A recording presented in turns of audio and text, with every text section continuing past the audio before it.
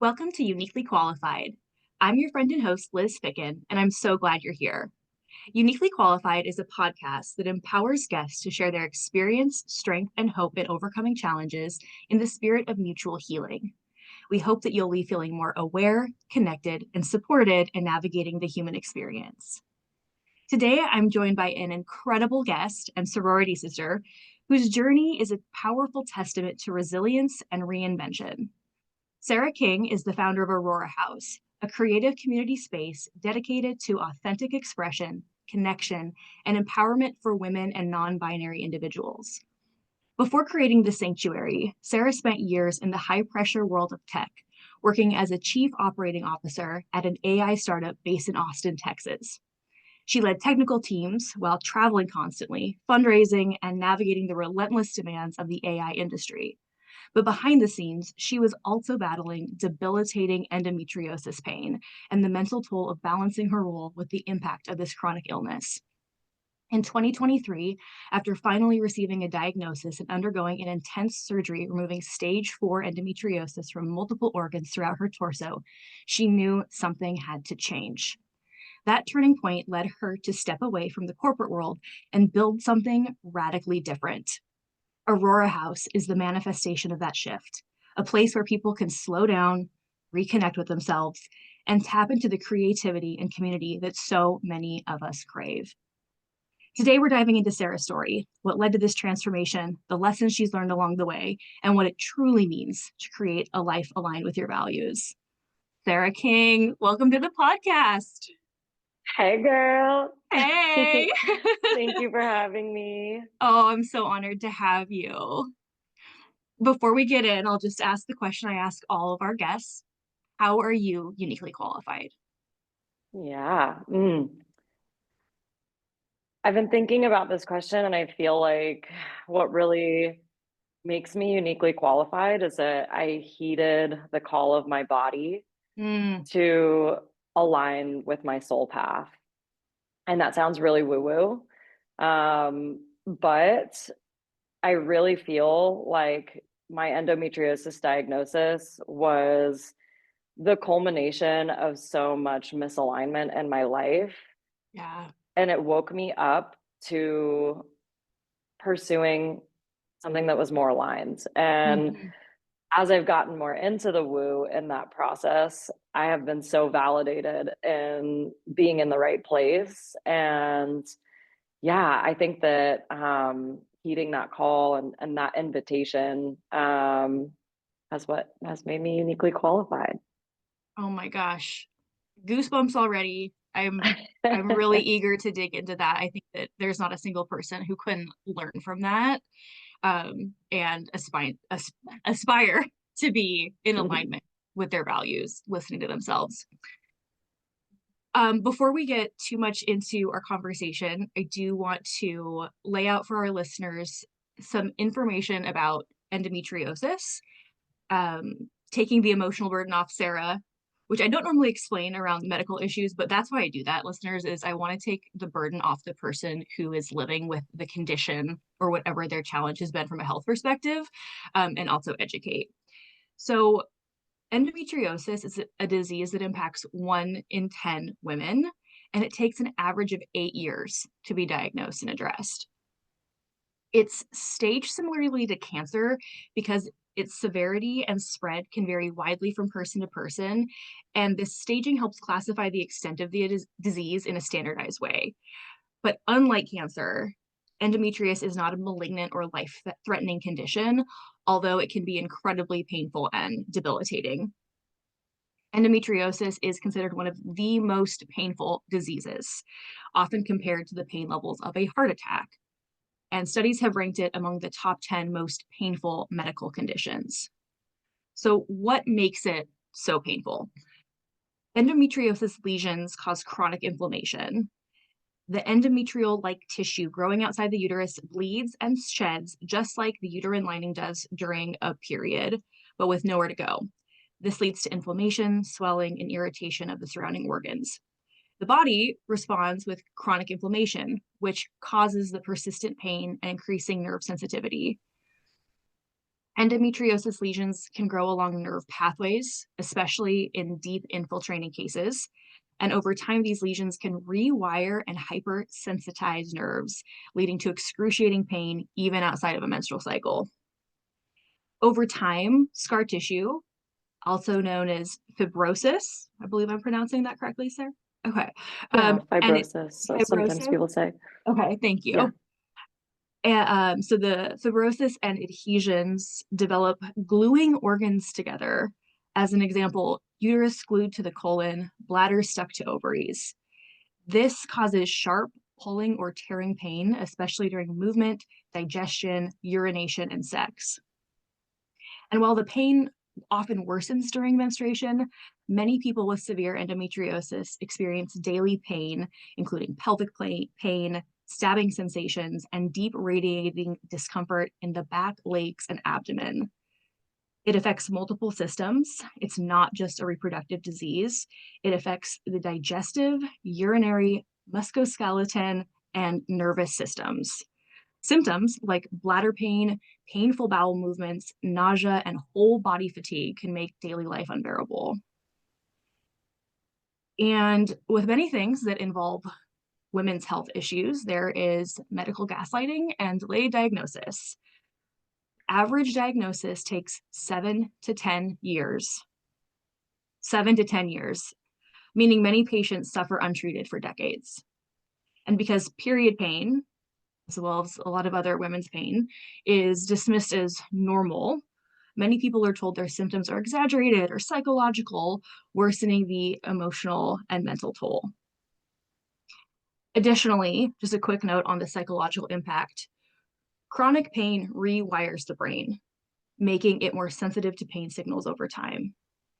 Many endo warriors experience depression, anxiety, and post-traumatic stress disorder-like symptoms from years of medical trauma, pain, and feeling dismissed by doctors. So I just wanted to give us all that common language and awareness. 1 in 10 is not a small number, and I was personally floored by the decades of time that it can take for individuals to be diagnosed. Is there anything that you want to add in there, Sarah, from the perspective of just talking about endometriosis as a medical issue, a disease? Yeah, yeah. And I appreciate you so much for like carrying that. Thank you. Because it's interesting to hear it read back, Mm, and all the different points that resonate with my experience. Also coming on to the podcast and talking about my experience, having like being so, I guess, far away from my surgery now.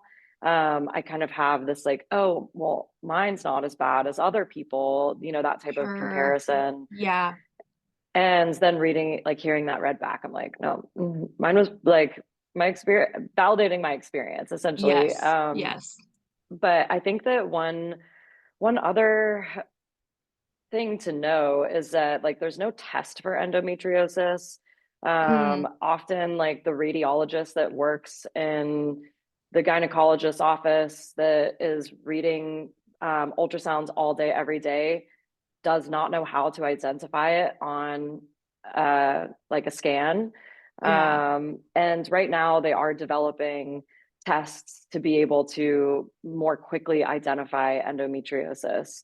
And we'll get into this in my story, but it's just, in my opinion, a matter of training. And, Mm-hmm. my specialist was able to very quickly diagnose me looking at an ultrasound. And so Mm-hmm. it's just really interesting the gap in skill set, I guess, and Yeah. experience between obviously a specialist who's working on this every single day, evangelizing this, doing research, all the things. I'm very lucky to be in Austin and have UT here.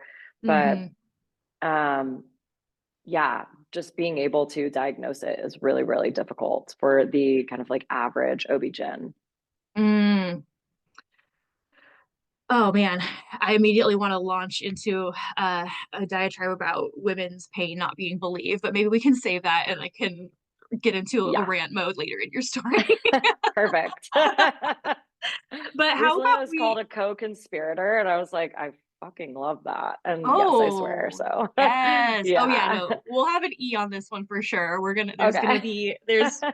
We're gonna say fuck a bit. I have a feeling it's gonna be good. Yes. Let's take it back to where we first met. Because I think there's gonna be some themes from our origin story that will lend to the work that you're doing now. So we met at Chapman University in Orange County, California in 2008. I was a year ahead of Sarah. I graduated from high school and started college in 2007. Sarah was just 1 year behind me. And Sarah, please like collaborate with me on this. Don't let this be like, Yeah. here is the Liz Ficken narrative and may it be true. So I one of the things that Sarah and I were discussing in pre-show is Chapman culture. There's a lot of privilege. There's a lot of wealth, and it is espoused in a very material way. As somebody who was raised in a family experiencing financial insecurity and always had to like work multiple jobs, even in high school, I was really intimidated by people who were receiving like brand new, very nice cars for high school graduation or families gifting plastic surgery. It was just totally foreign to me. I was a little fish out of water. And when I joined our sorority and met our mutual big sis, Jackie, Jackie, we love you. We love Um, you, we Jackie. love you so much, Jackie. Thank you for listening and bringing us together, because without Jackie, this Yeah. who knows if this moment would be happening. But she really filled for me a maternal role, where I felt loved by her. Oh my gosh, I'm already gonna start with tears. Seen by her, appreciated by her, where I was just feeling so out of place. I had also, for what it's worth, I'm a 9-time legacy of a different sorority, and I broke a chain there because it just didn't fit for me. And so it's just a lot of like, but then she saw me and I was safe with her and she really took care of me. And there were a couple older women in the sorority who did that too. But then Sarah King arrives on the scene, and she immediately, I was so intimidated. She was just like so fun, such a bright light. Both Sarah and Jackie were on the swim team together. They even looked like they could be related. I'm shorter than both of Uh, them. I did have her fake ID at one point. Yeah, which I could have never pulled off. I had some other random blonde persons, but yeah, like I was just like, oh my gosh, they are so. Jackie filled this maternal place for me of like I belong, and I had this very, now I know, it's adaptive child response of like, no, don't take that away from me. I was really threatened by Sarah, and ultimately the lesson I learned though through just the next 3 years was what was initially intimidation was me just recognizing actually like this like power in Sarah that was all power that was also something that I had that maybe I didn't even recognize at the time.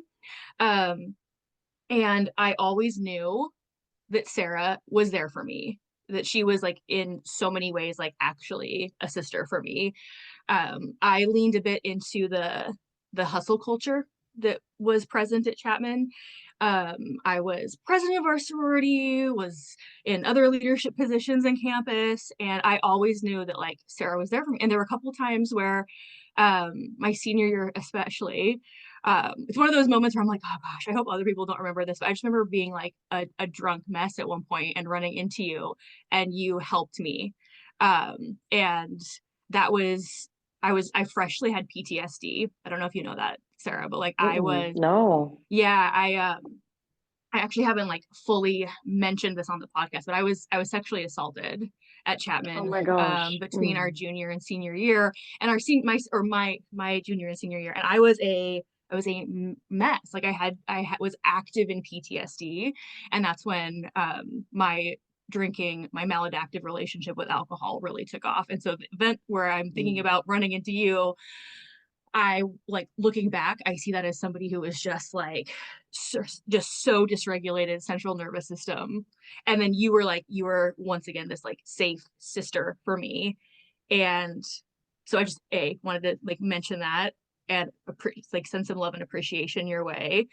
but Yeah. also the lesson that I learned was if I am honestly, ever since first meeting you, it's like if I meet a woman and the first reaction is, oh my gosh, I'm intimidated. I now know, okay, take like a second and look underneath it. And it probably means that I'm going to love the hell out of that person. I probably like, there's something that I like am inspired by or drawn to. And so I just wanted to set that up for people that has been a very important role that you've played in my life, where it's like when sensing intimidation, questioning it, and then Hmm. actually like leaning towards it is like how might we support one another and love one another. So I'll stop Yeah. talking there because this is your episode, Sarah. No, I love it. Thank you so much for sharing that. And I actually, my like core coping mechanism is dissociation. So my memory is Yes. horrible. Oh, great. I'm Um, glad you don't remember. yeah, I mean, great for me. yeah. Sorry. Um, no, but thank you so much for sharing that. And I share that experience actually from Really? Chapman. And yeah, and I mean, it was I'm from Massachusetts. I grew up on the East Coast. You know, wealth there looks very different than wealth in Orange Right. County. And it was a huge culture shock for me too. And there was so much, obviously in college, just like drinking in general, but like using drinking to like navigate our wounding was Yes. a like broad sweeping coping mechanism across the entire student body. So, Hmm. and then from that experiences like sexual assault and taking advantage of people um, comes about. And so it's devastating Yeah. to share that. But I also like, I feel so like back in our sisterhood through that. Yes. So Yeah. yeah, Yeah. yeah. And I just remember when you became president, when you were running for president, like I was like, that's my president, baby. Like, yeah, yeah, it was so Oh, amazing. I appreciate that so much. Thank you. Yeah, Just to yeah. have this support. Yeah, but yeah, I'll say like, you know, my best friend in life from Chapman, our relationship started that way as well. We had a mutual Mm, best friend and we looked alike and our mutual mm, best friends like didn't look like us and we were like, you are like we're taking up the same space and that still happens like in life and you know, right. I'm running a women's organization. I think you know, it's also this morning at my altar, just kind of like reflecting on what needs to come through, how should I be, like what are the Hmm. words that I like want to speak into this podcast and like share with your listeners. And this message came onto my heart about like speaking about who I am and like really taking Yeah. ownership in that. And Aurora House is all about authentic expression. And, Mm, you know, I have realized that I am a community leader, I'm a community organizer, I'm a budding advocate. I've been like mostly apolitical, like, I'm going to make a local impact and put my head in the sand. I always have my little like crystal oh, here as love. a Yeah. grounding. Yeah. So if you see that, that's what this is. I love Um, it. but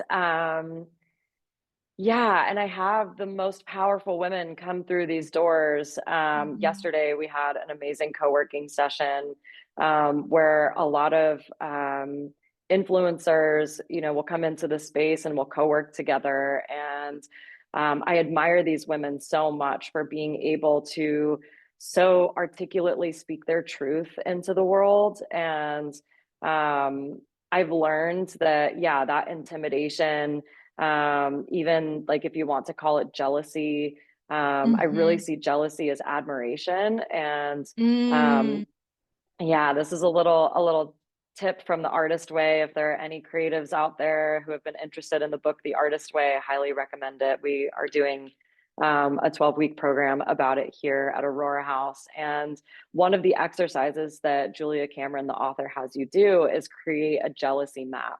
And you list the ooh, people that you're jealous of and why you're jealous of them. And then a column that is what is a creative action that you can take towards fulfilling that thing that you're jealous about, because jealousy is really just a reflection of the things we desire in our lives. yes. And gosh. Yeah. And unless there's Yeah. some sort of like other insecurity, or I do have moments where I don't there's like jealousy and envy is like Mm, I don't want that person to have that thing. Jealousy is like I wish I had that thing. mm, And so the jealousy element is something that we can lean into, that's beautiful and like inspiring, and have a creative action. All of the women that I put on my jealousy map are people that are out there speaking their truth and like doing it in a way that they are not afraid. And I really hmm. don't consider myself afraid, but I think being in tech, and just being a woman in tech and a woman in Yeah. the world, where we're constantly silenced or questioned or not Hmm. believed, it made my voice really small. And yeah, like physically speaking and feeling confident that I have the right words, that I sound credible, like all of these Yes. narratives internally that's like, I need to sound this way, I need to sound that way, like um, prevents me from doing these things that like make me jealous of these other people. And so Mm, hmm. yeah, this podcast is like such amazing timing too for me to lay that down. I really encourage myself to like not prepare. I'm like a chronic over preparer, and I'll Yeah. like come into something with tons of notes, and I was like, you know what, I'm gonna speak my truth, whatever that looks like today, Yes. and whatever needs to come out will come out. So, and Aurora House, Aurora is the goddess of dawn. And for Hmm. me, she represents the new opportunity to Mm. authentically self express every single day. And that can look different every day. So, Oh my gosh, I love that, Sarah. I love you so much. And I so love that you are taking that approach today because having known you since 2008, what you say is so powerful. It is needed, it is wanted, and it will be loved and appreciated. So shine that light, baby girl. yes, thank you. Thank Yes, you. yes. Um, let's depart from Chapman and Mm, take us through your journey from undergrad or wherever you want to start to getting into your endometriosis journey. Because it sounds like a lot yeah. of this somatic awareness, this chronic pain is really what has informed this transformation and what you're creating now. Yeah. I think I'll start with maybe even like tying off from Chapman. Like Chapman, you mentioned hustle culture, Yeah. and I was born to a single mom who I witnessed her, as I was growing up, hustling to like have a nice life and Mm-hmm. like give me the life that she desired for me. And so I was always around really ambitious women and a like community of women coming together to support like raising their kids together. And I kind of had this narrative of like, no one else is going to show up. And so you are the Yeah. one that has to show up, and there's no knight in shining armor. And I never had Mm-mm. that like parental dynamic of like shared support. And so I'm so grateful to my mom. I'm sure she'll listen to this episode. So thanks, mom. Love you, mom. Um, I'm wearing her earrings today just to Oh, have they're a little, beautiful. yeah, a little support from my mom with me, because she's been a huge advocate on this journey as well. But Good. I think that, I moved to Austin about 2 weeks after I graduated.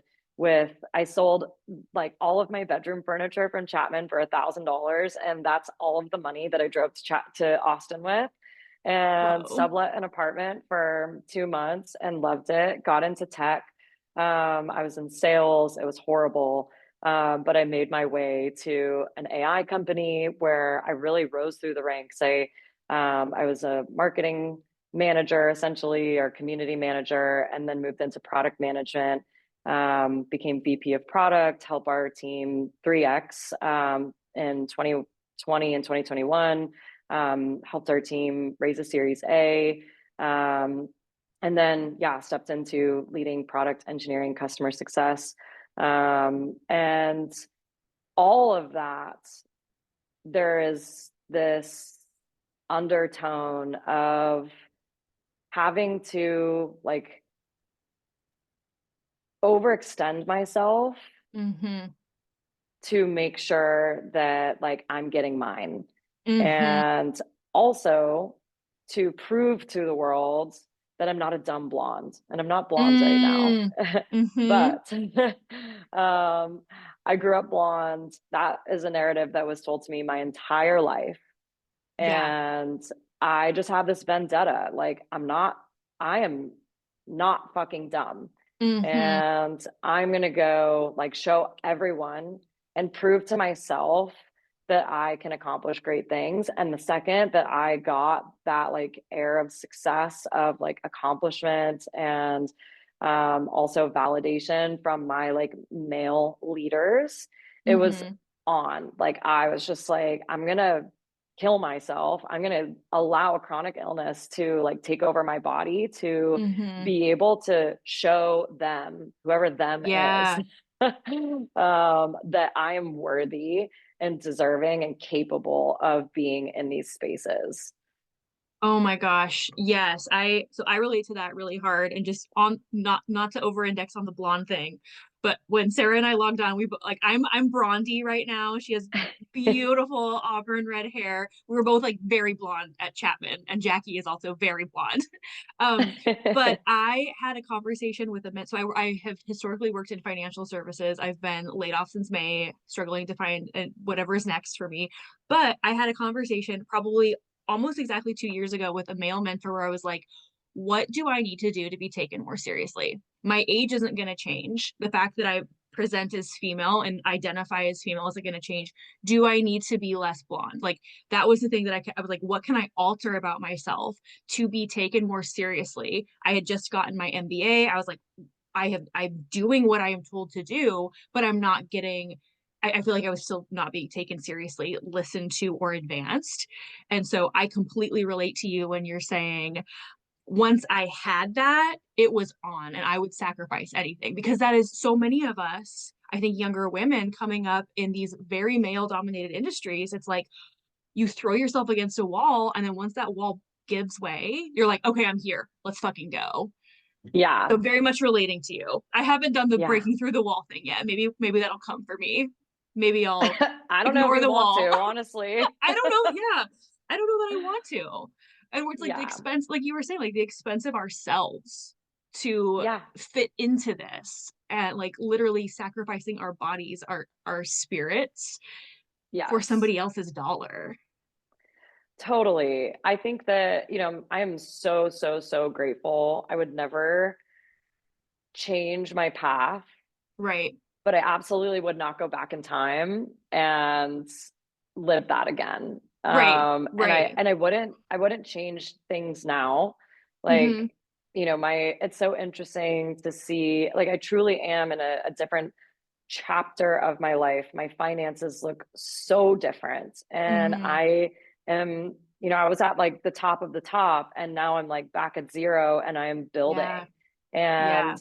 it's scary, but at the same Mm-hmm. time, I know what I'm building for and what I'm building towards, and I get to define what that looks like to meet my values, as Yes. opposed to before.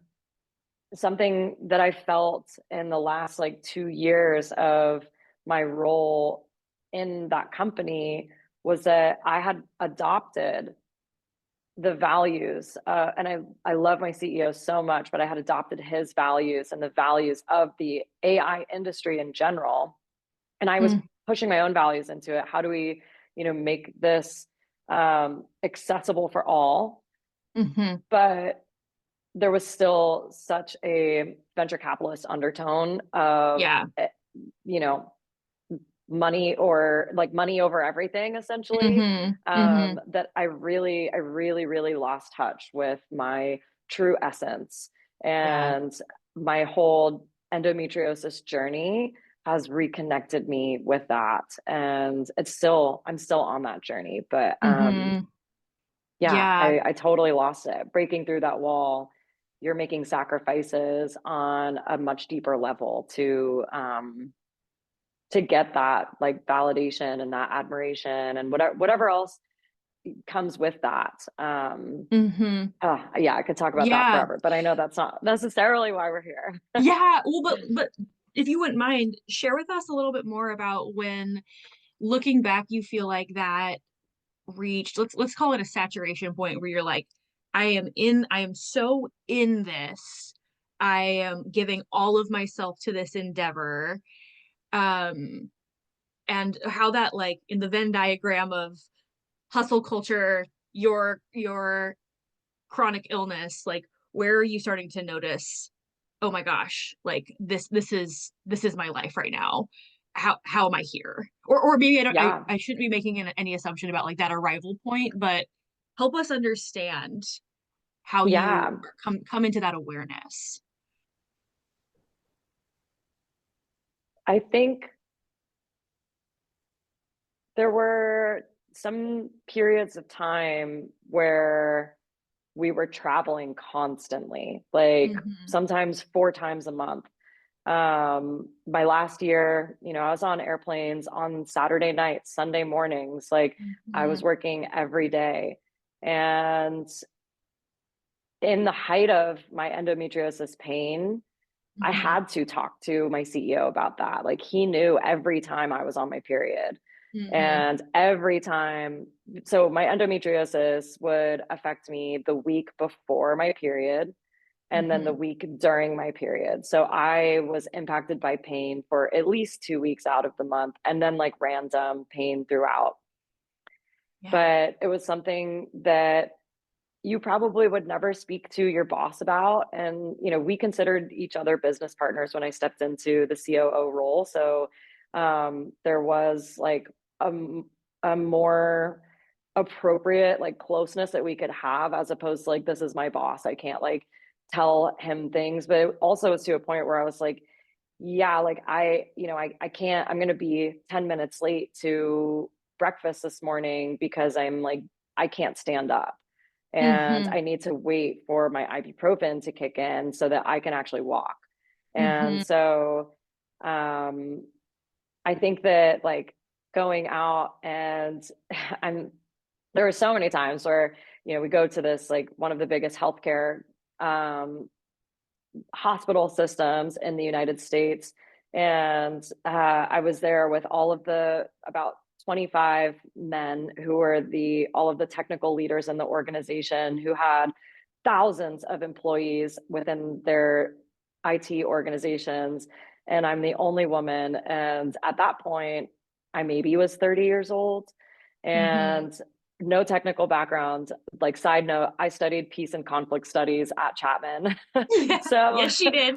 yeah, what I'm doing now is so much more aligned. But I had so much imposter syndrome and also like discrediting to overcome. But I was in those spaces, like defining their technical like AI architectures and teaching them how Mm-hmm. to implement AI to make their systems more streamlined. I was the one up on the whiteboard, and my CEO was extremely technical, sitting there just like letting me kind of like take the spotlight and then like backing Mm-hmm. me up on in certain questions or whatever. But those moments were definitely the moments where I was like, yeah, that saturation of like, oh my gosh, Mm. like I I don't have children, but I can't imagine moms who are in high visibility, high power roles where they're like, kid is in their lap while they're like raising $50 million on the phone or whatever. Like it's kind of the Mm-hmm. same thing. I'm like really medicating myself to be able to show up in these extremely high pressure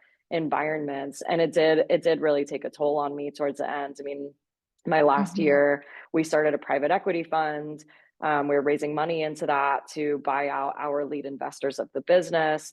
Silicon Valley Bank collapsed, and there was just so much chaos around that. And Mm-hmm. I was also, you know, kind of the internal CEO of our business while our CEO was out trying to raise money. I was supporting him, but also operating the business on his behalf while like we had to kind of split those duties. But I was also it was just so crazy. Like I was Yeah. living multiple roles and having to Mm-hmm. show up while also experiencing this pain for 2 weeks out of the month. Wow. Well, I also just I think there's other listeners, other women will relate to. I'm glad that you had that candor with your CEO because I just have memories of like being in office and like shoving a tampon up my sleeve so that I can go to the bathroom so people aren't going to see that I'm on my period, Yeah. or really. And I guess I'm going to tie this back to the like, what do I need to do to be taken seriously? Not even like, I'm thinking about what it would take for you to be able to talk with your boss about, I am having this. It is related to the fact that I am a woman and have female reproductive organs in my body, where it's like, please don't discredit me because I am reminding you that I am female. And Mm. how hard I imagine you had to fight to like rally to show up for these things where you're in chronic pain and you're like, I'm not going to let this get in the way of my success.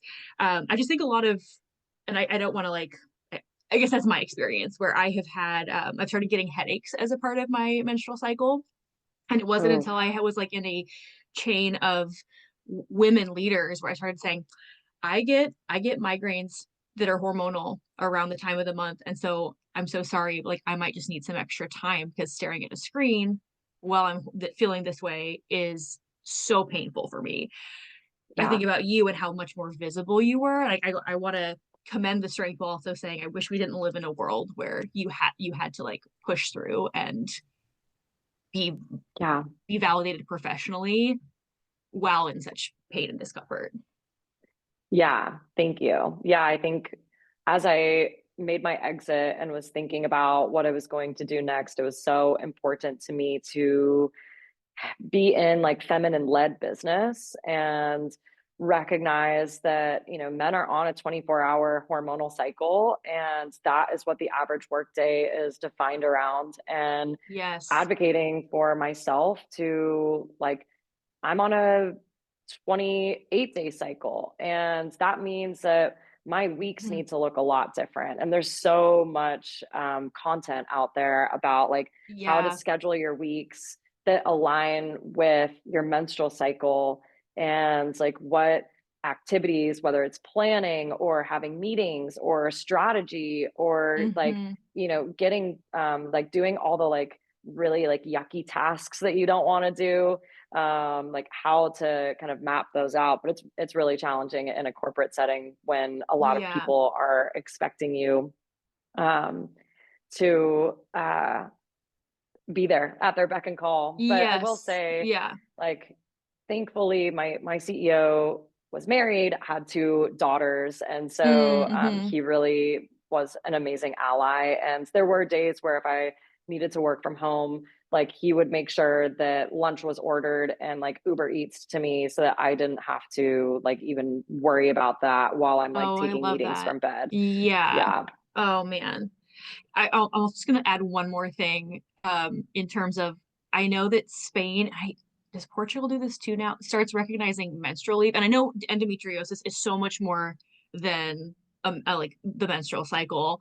And you described like the 2 weeks, but that was actually knowing that other places in the world recognize the like feminine cycle as not being aligned with like a business cycle. Where I was like, I'm gonna just start like speaking honestly about this health thing that's happening for me, because if this was like a this every 4 weeks my foot starts hurting and I can't do it, like I would have no problem talking about like a foot injury, but because it was Yeah. tied to like what makes me female, it was like I need to shrink away from it. I need to make myself smaller and not like complain and not alert them to that fact.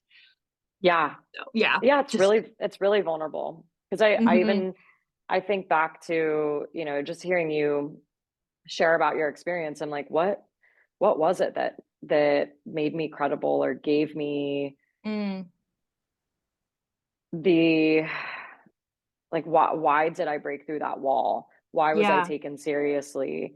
yeah, Um, but I think my for most of my life, and because of my mom, like, witnessing that kind of, I guess, ambition, but I've mm-hmm. always been pretty masculine.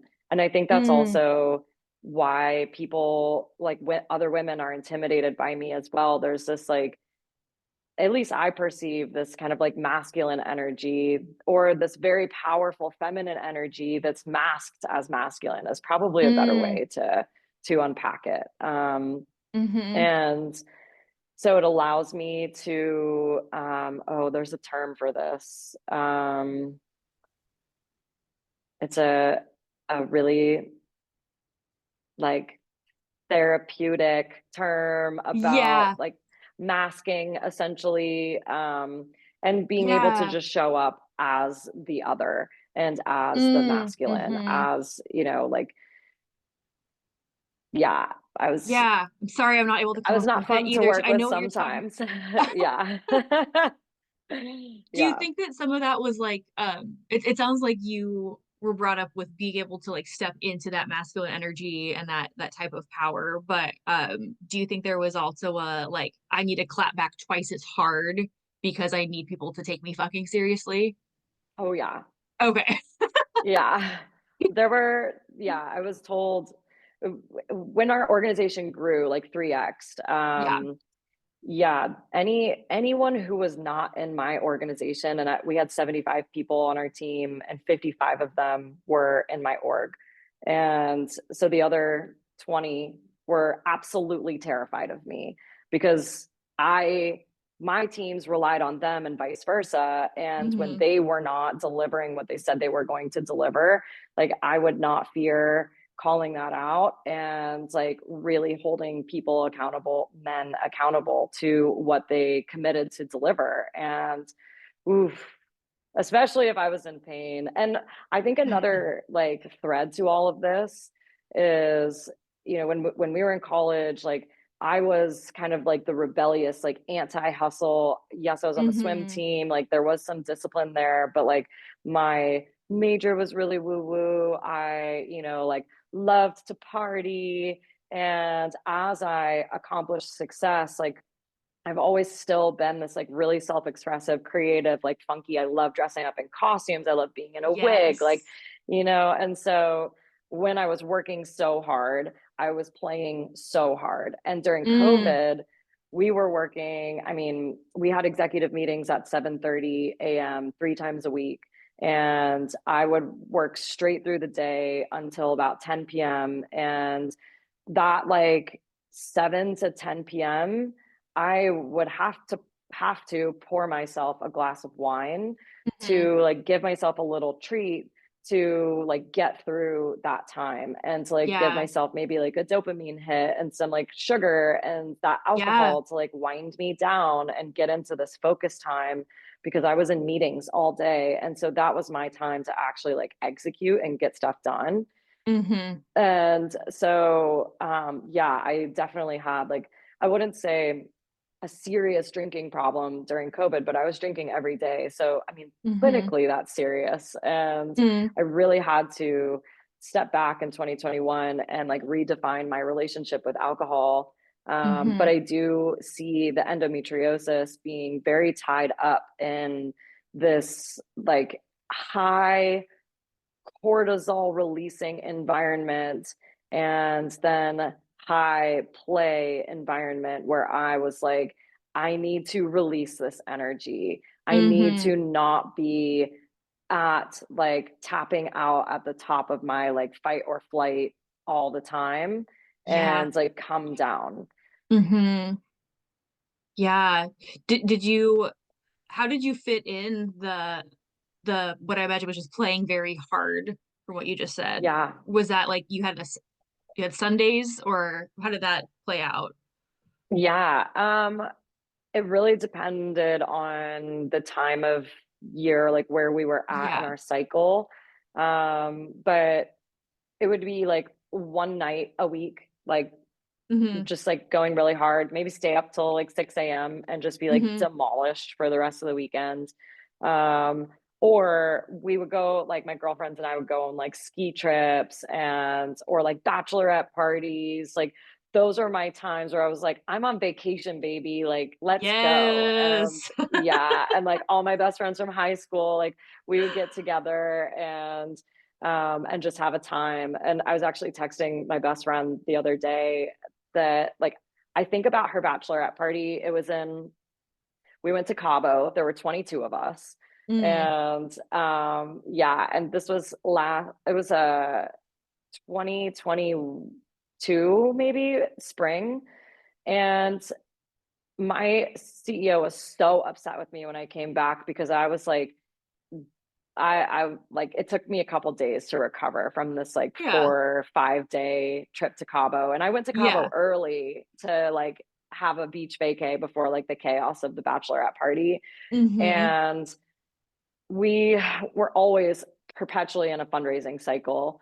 Yeah. Um, but it just like I think back to that was like a top 5 experience in my life was that bachelorette party. It was so much fun.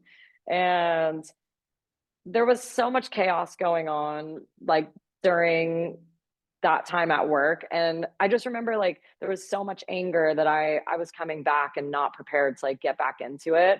But I have Mm, no idea, like when I think back memory wise, like I don't know what I missed or like prevented us from doing, but yet I had a yeah. top 5 experience. So like I'm so fucking Yeah. glad that I did that. And Mm-hmm. I think about it weekly. Like I'm like, damn, that was so fun. Yeah. I love that. Yeah. Well, tell us a little bit more about when you started investigating your chronic pain. Yeah. So the oh man. So endometriosis for me like appeared in a lot of different ways. Mm-hmm. And first, it was the like very clear pain during my menstrual cycle.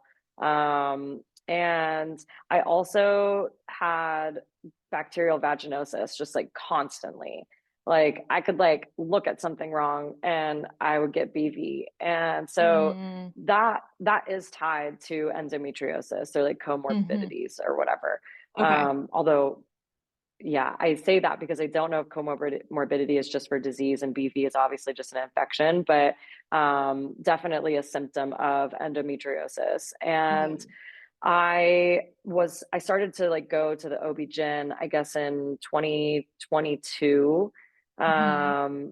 I was in every month, like trying to figure out, like I had really horrible pain on my left ovary Mm-hmm. and my OB-GYN was like, "Oh, you have fluid in your fallopian tube. That's what's causing all the pain. And the only way to resolve that is through like cutting your tube." I guess maybe this was 2023.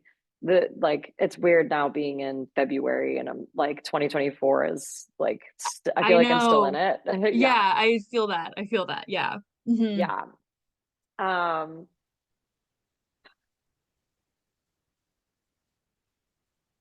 Yeah, I'm getting lost on my calendar here because I also keep track of things based on like who I was dating at the time. Oh yeah. Mm. Yep. Yeah. I know that. Yeah.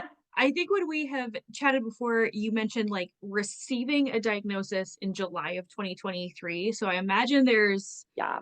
based on what you were saying about or what the research indicates about how long it takes to get a diagnosis, that it was probably a bit of time before then that you For started me, investigating. yeah, for me, my timeline was much more accelerated. And Good. yeah, so I think it was 2022. I was like really like in the OB-GYN like once a month for like 6 months. And Mm-hmm. then this is like probably TMI, but also really important for people who may have endometriosis. And I was just talking to a co-endometriosis warrior last night about this.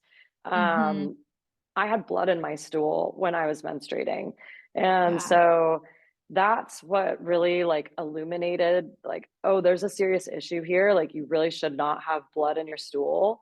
Yeah. And so I did present this to my OB-GYN. She was like, "Oh, okay, we'll get you with a gastroenterologist," and then Mm, like never made the referral. And so I like went months. I have really bad ADHD, and so I was like, okay, well, like if they're not going to make the referral, then like it's obviously not a big deal.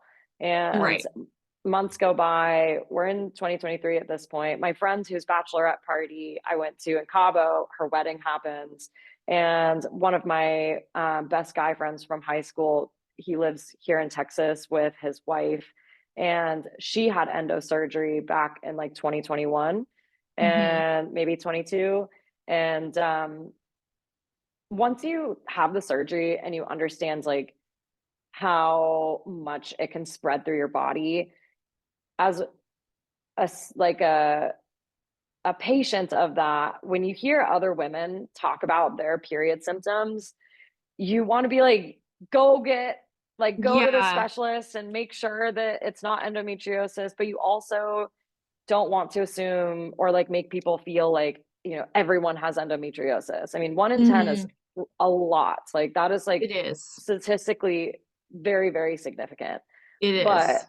at the same time, my friend who had been through the surgery, she had heard me share about my pain over time. And when we were at that wedding and I was sharing now some of these more kind of advanced symptoms, she was like, you need to go see my specialist. Like, Mm-hmm. and really like kind of just like forced it on me. And I'm so, so grateful Mm-hmm. because she was like, for her, it took 2 years to figure out, like, she had all these like weird bladder symptoms. And for me, that wasn't the case. Mine was very much more like colon oriented and also like pelvic floor pain.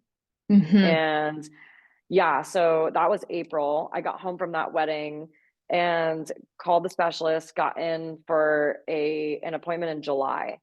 Mm-hmm. So like classic healthcare system these days, and Mm-hmm. waited months. And yeah, I think that those were, the symptoms. Also too, like get leading up to that was then when my symptoms like really started to compound. And so the Mm. days I only had my period for about 2 days, but when I had my period, I was like completely debilitated. I would literally like sit on the toilet for like an hour, just like because that was the most comfortable position for me to be Mm. in, is that Yeah. like bearing down, because your pelvic, like all of your pelvic muscles get inflamed and they get really tense. And Yeah. so bearing down actually helps to make them not like constrict as much. Mm-hmm. And Mm-hmm. so, um, and like passing blood and all of that, like, Yeah. yeah. So Oh. I would have like these like blackout pain moments where like I like similar to almost like a migraine, like I wouldn't even be able to see. Oh, And I would yeah. just like end up like on the floor in my bathroom, like waiting for it to pass. Mm-hmm. So those were the most like alarming moments of like, this is really bad. Yeah. Oh, I'm so sorry you had to live through that, Sarah. Yeah. Thank you. Yeah. I survived. It You gets better. survived. Yes. Yes, yes, yes. And so I, you went and saw the specialist that your friend recommended. And is that Yes. when you started getting some traction in terms of moving forward with providers and actually being taken Yes. seriously? Okay, Yeah, good. so it was so crazy. So I went to Dr. Michael Breen here in Austin. He's like one of the top two doctors. Him and Dr. Garza are like the top two endo and laparoscopic surgeons in town. They both are also like leading researchers at UT on endometriosis and women's health. Um, and I went in and I told him, also too, when I was going into the OB-GYN for those 6 months, like I would get an Hmm. ultrasound every time. Oh, And yeah. yeah, and they could never identify any. They would be like, "Oh, you have a cyst." And in June, I did go a final time and I had horrible pain in my left ovary. And my OB-GYN was like, "Oh my gosh, good news. The fluid in your fallopian tube that I told you like wouldn't go away on its own, went away on its own. We don't have to do surgery." And I got screwed up on my timeline because I remember the guy I was dating at the time, he's from Hmm. France, and France has like, universal healthcare. And very like holistic health. Like if you go in, Yeah. like they're not as like I don't know, they're a little less like clinical in the sense of like, oh, we must do this surgery. And so when I shared that with him, Yeah. he was like, no way, like they are not cutting your tube. This is crazy. That is so extreme. And Yeah. like, yeah, I'm so thankful for that because at the time I really was just taking it with like, okay, well, that's the only solution. And I'm just going to live through this pain because I don't want to do that. And when he Mm-hmm. flagged that as like, there has to be another way, was when I was like, okay, Mm-hmm. thank God for a man advocating for me, like for once. Yeah. Yeah. um, yeah, Totally. I feel like there's this internalization of like this person has their medical doctorate. This person knows what they're talking yes, about. Like they know more than because they have this education, they know more than me. So I should trust. And I feel like the more episodes that Uniquely Qualified has about people with any level of medical challenge, it's like you have like question, like believe yourself and yeah, like don't give up until like you are presented with information that feels like in aligned with what is best for you, or in some instances your child, that yeah, maternal instinct around like no, this is what my nonverbal child needs. So yeah, it's like yeah, makes sense to me that you were like, oh yeah, no, I'm gonna, she's saying to do this, I'm gonna trust this doctor. And your partner's like, wait, no, no, no, that is so extreme. yeah, There's got to be something else. yeah. And I went Mm-hmm. into the specialist and I told him all of my symptoms. And he was like, if you were to read the symptoms of endometriosis out of a textbook, it would Mm-hmm. verbatim say what you just told me Wow. within 90 seconds. Oh my gosh. Wow. It was wild. I just instantly was like, ah, like Yes. just being believed and being validated in that way, Mm-hmm. even if I didn't end up having endometriosis, to be able Right. to say like your symptoms are linked to something and they are not to be ignored Mm-hmm. was such a relief and so nurturing.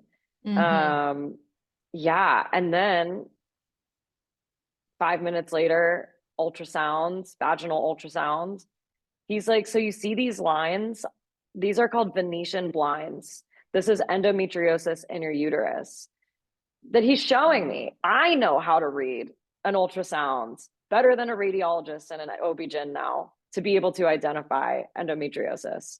Wow. Yeah. And granted, this is normal where we should have endometriosis, endometrium lining in our uteruses.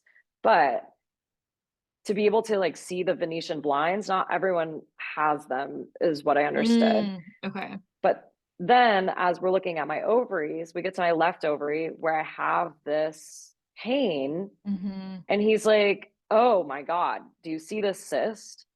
This is endometrioma.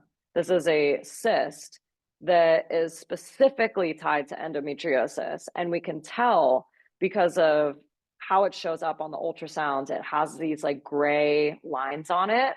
A normal cyst, so our ovaries, when we release an egg, create cysts that egg essentially comes out of.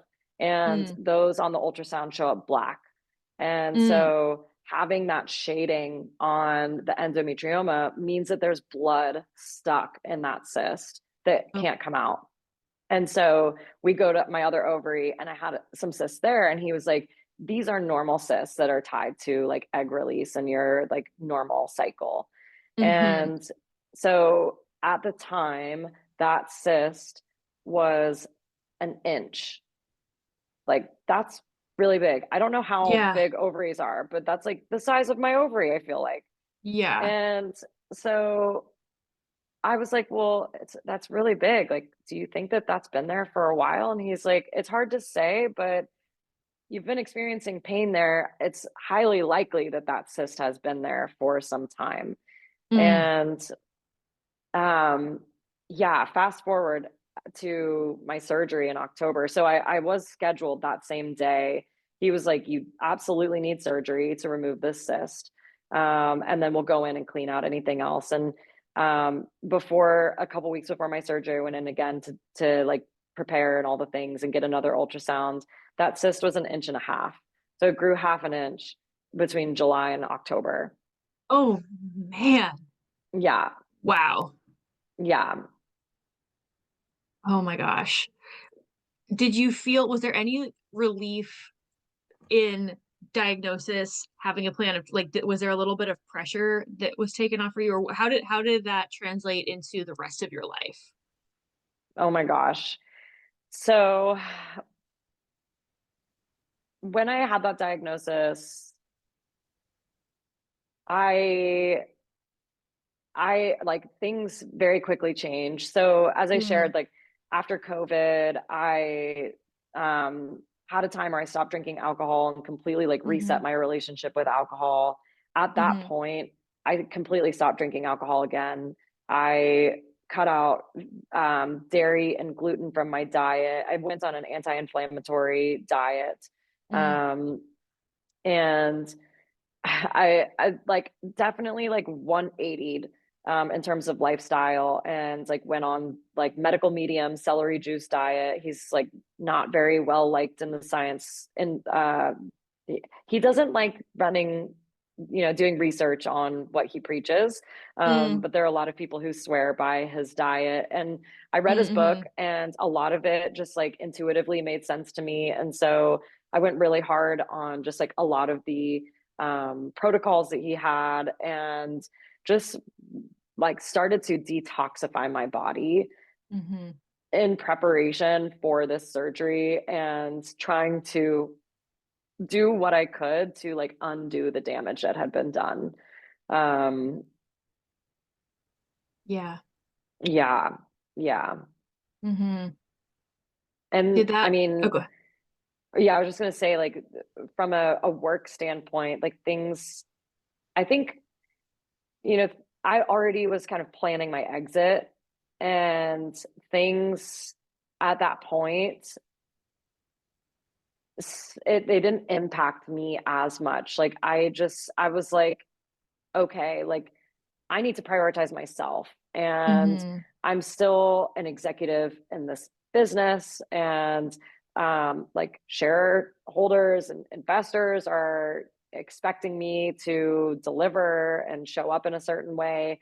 But at the same time, I was much more protective of like making sure I could make the food that I needed to make for myself in the morning, and that I had the resources to support me throughout the day, and protect my time more, so that I could support my body as I was like processing. And it was challenging because like a lifestyle change in general, as you know, is really like emotionally like we turn to so many different things to cope and navigate with life, and when you start taking Yeah. those things out of life, you're like, okay, what's next? Like how do I now like navigate and manage without these things? Mm-hmm. And it was a slow unraveling. The one thing I would not give up was coffee. Like I was adamant about that. I ultimately did. I'm so like that was a necessary thing for me to cut out. Wow. Yeah. But it took me like 6 months to do that. Yeah. Oh man. Did you um as a part of your lifestyle change, and I guess I maybe speaking some asking from personal experience, speaking from personal experience, like did that change how you attune to your community and your support network?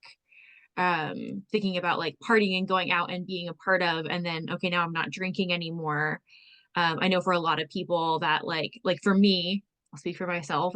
When I stopped drinking, I was like, I need to be retaught how to engage with community. I need to be retaught how to be social. Was that part of that season for you too? Where I imagine when I think about like medical necessity, we need people to like help us like take care of ourselves and get through recovering from a surgery. So Yeah. yeah, I guess I'm just curious about like how that impacted community and the support that you were um, receiving. Yeah. At the time, I was still dating that person, and Mm-hmm. so he was a huge support system for me. We had an amazing community around us, and he had a very like healthy relationship with alcohol. Mm-hmm. And so we could go into party environments together and not drink. And so Mm. that was incredibly supportive.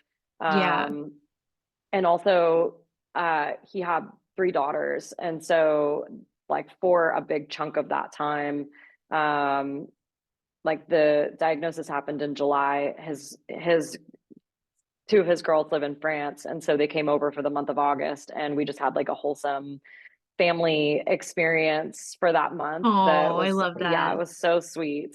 And unfortunately, after that, we started to unravel our relationship, which was really challenging Mm. leading up to the surgery, knowing that like my core support system was not going to be there. And he ultimately, came and supported me like the day of my surgery. My Oh, mom flew out for my surgery.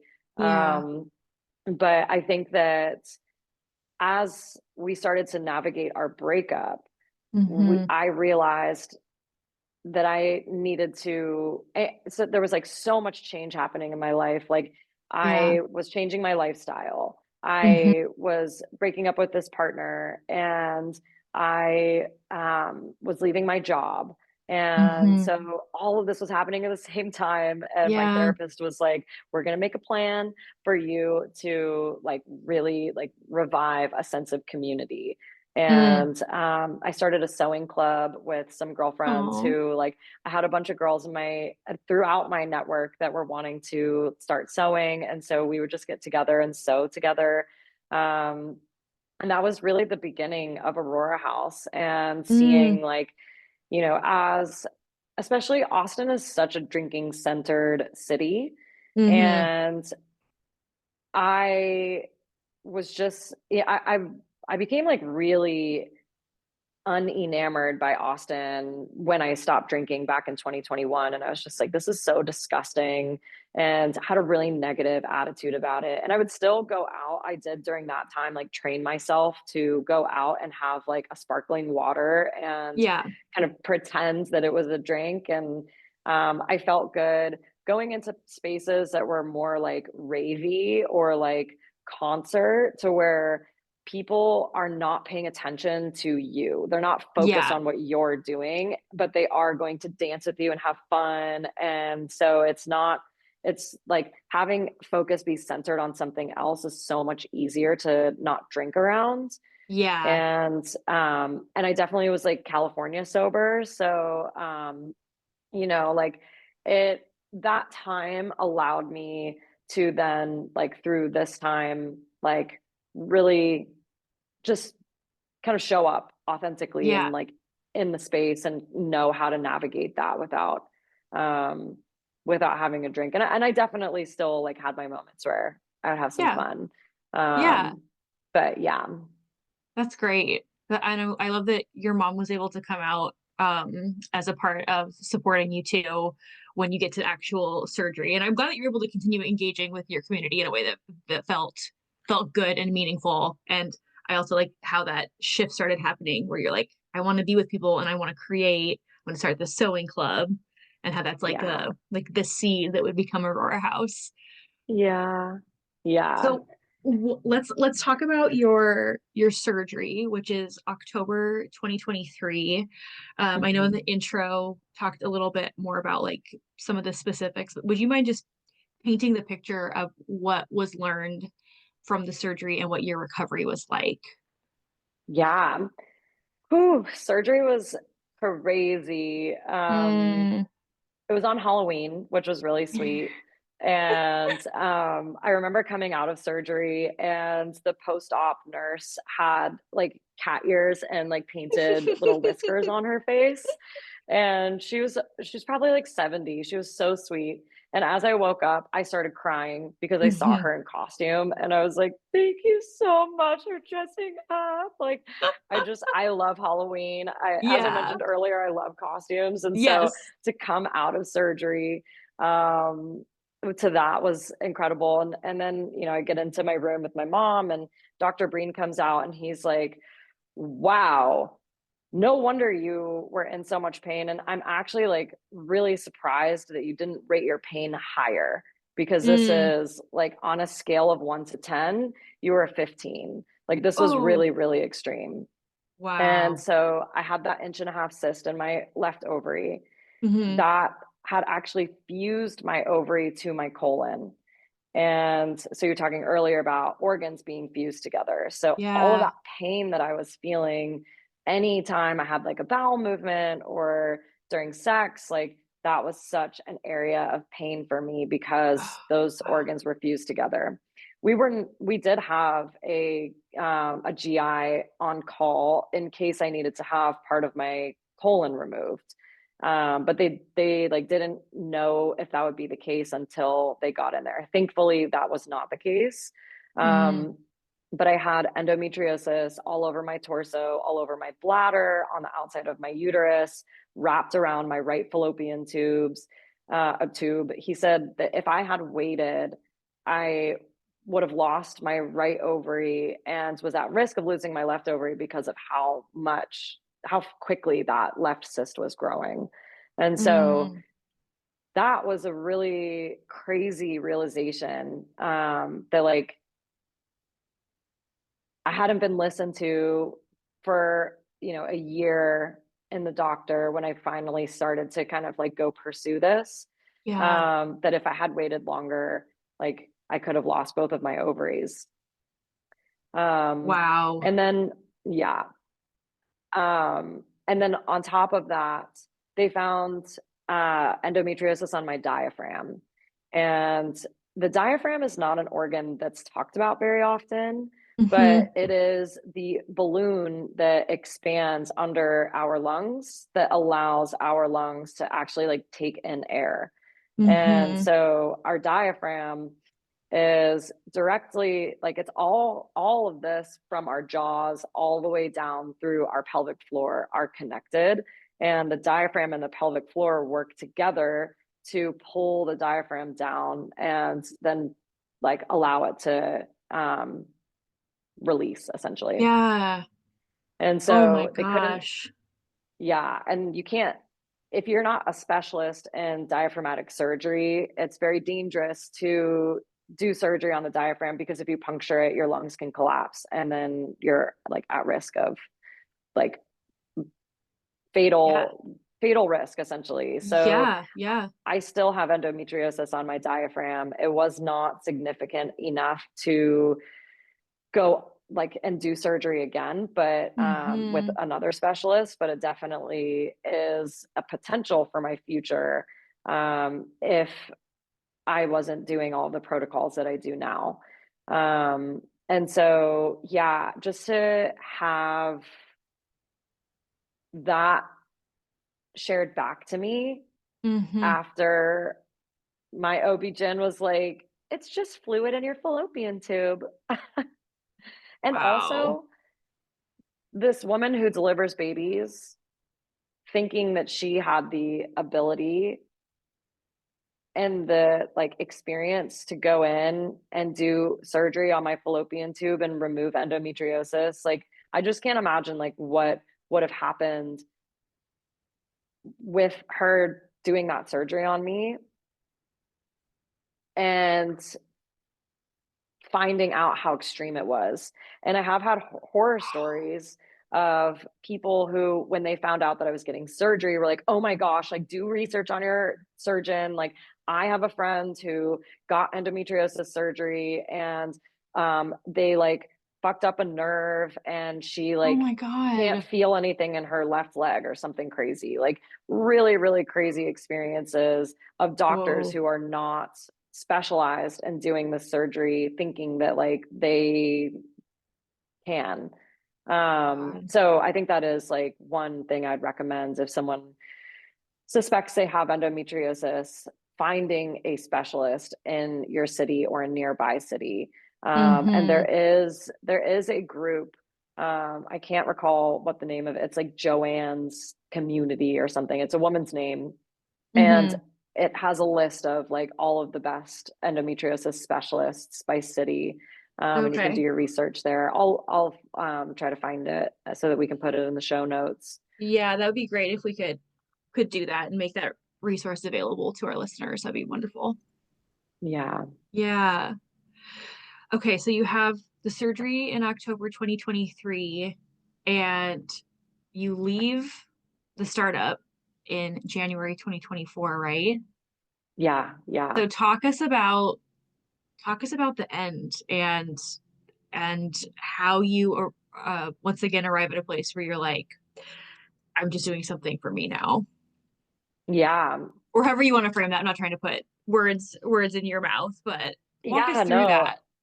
Yeah, it was an interesting end. I mean, our startup was pivoting and Mm, kind of redefining our product offering. It was really exciting. hmm I like was really passionate about the mission and our technology, and finally figuring out a path to like making it more adoptable. And so, Yeah. and I had invested so much time, and I had a lot of options. So like you at a startup, you don't get shares, but you have options that you can ultimately exercise. hmm And like bonus on the table and all these things that were like, I was questioning like, what do I leave on the table? hmm And in 2023, I got to take 2 vacations, and Thanksgiving was one of them. And I went to London and Copenhagen. mm And so I'm like 4 weeks out of my surgery, and I get to Copenhagen, and I went to the design museum, and the first exhibit was this like fashion designer that it was just incredible, like the visual art that this person created representing all of the different counties of Denmark, and like created a costume or like a uniform for them based on like the cultural, like what was going on in modern culture at that time in that county. It was so cool. Love. Oh Um, my God, that sounds so cool.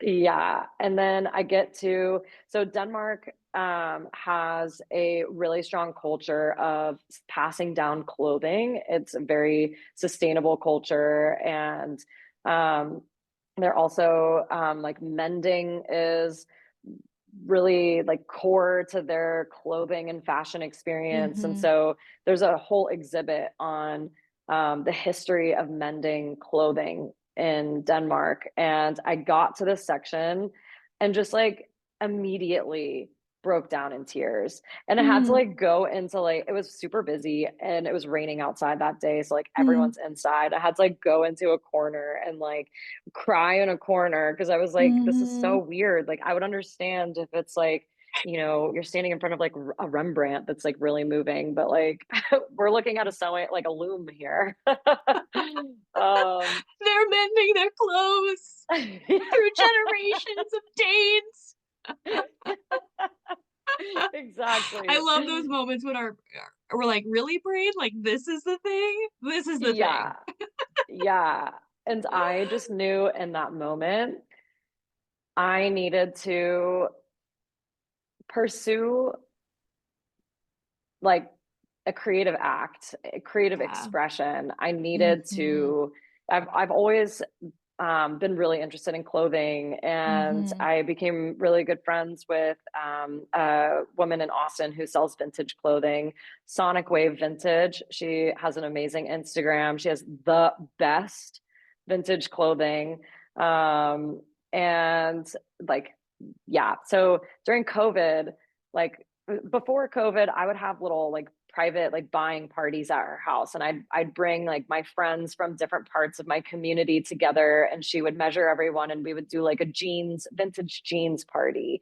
And then during COVID, Fun. she would do these hauls, and for my birthday, my boyfriend at the time bought me a gift certificate with her, and she came over with a bunch of stuff, and we were in my garage, and I was just like trying on all these clothes, and it was so sweet. And so anyway, I am really passionate about vintage clothes, and so I just had this calling of like I need to pursue this more, and so that hmm kind of created this shimmer of like, okay, my soul is like I've always been connected to this, and my soul is like calling me into this. And also, I'll say, like, while I was navigating all of the emotional stuff, Mm-hmm. uh, in my role as a 30 something non technical leader of an AI engineering team, um, I there were so many different dynamics and triggers that would come up with my colleagues, with me. And Mm-hmm. the only way that I could process it was by doing watercolor. And I'm not a linear thinker. There was also just too much to write. And so being able to express myself through like watercolor journaling, um, which I found on, ironically, on a business trip. I was just on an airplane and had 30 minutes to kill, and American had like Skillshare videos, and I just watched this woman's Skillshare, and it was so amazing. It changed my life. It literally was like the I also another love like that. birth of Aurora House. Yeah. Yeah. Yeah. And so these like little, that was really a ritual that I would use to Mm, process like what's all the shit happening up here that's like all of the external factors triggering then like these narratives that I already hold about myself. So it's commonly yeah. doing these like kind of landscape type images, helping to see like what's out there and what's underneath. And then I Mm, would do this kind of opposite effect from like dialectic behavioral therapy. Like, how do I look at this and convince myself of the opposite? And I would do the mm, opposite. So if I did like a, a a nighttime landscape and like a graveyard, then on the flip side, I would do like the sun rising with like a flower or like a garden instead of a mm, grave. Um, yeah. and really finding the like positive outcome of like all the negative shit that I was experiencing. And so Mm-hmm. this this moment in Copenhagen really solidified to me that like I needed to take this like creative spirit more seriously. Mm-hmm. And yeah, as the company continued to like go in a certain direction, I had really like my whole role was like protecting the team from like all of the like shiny object syndrome or like just as an executive and a strategic Mm-hmm. executive and a visionary, like we need to dream and we need to like come up with ideas, but not everyone in the company can hold those ideas. They really need to have like Mm-hmm. very clear, like here are the directives, here are the goals, and they can't hear all of that because it's going to confuse like how is what I'm doing now supportive of that vision that actually is going to change in 5 minutes. And Right. so when it came to executing, I was really pushing back on like how we were going to execute on this new vision. And it just became Mm-hmm. clear that like there was not space for my pushback. And I Mm, like very like I was just like, we need to talk about my exit and made a plan. And we had a month. And so yeah, I left on January 15th.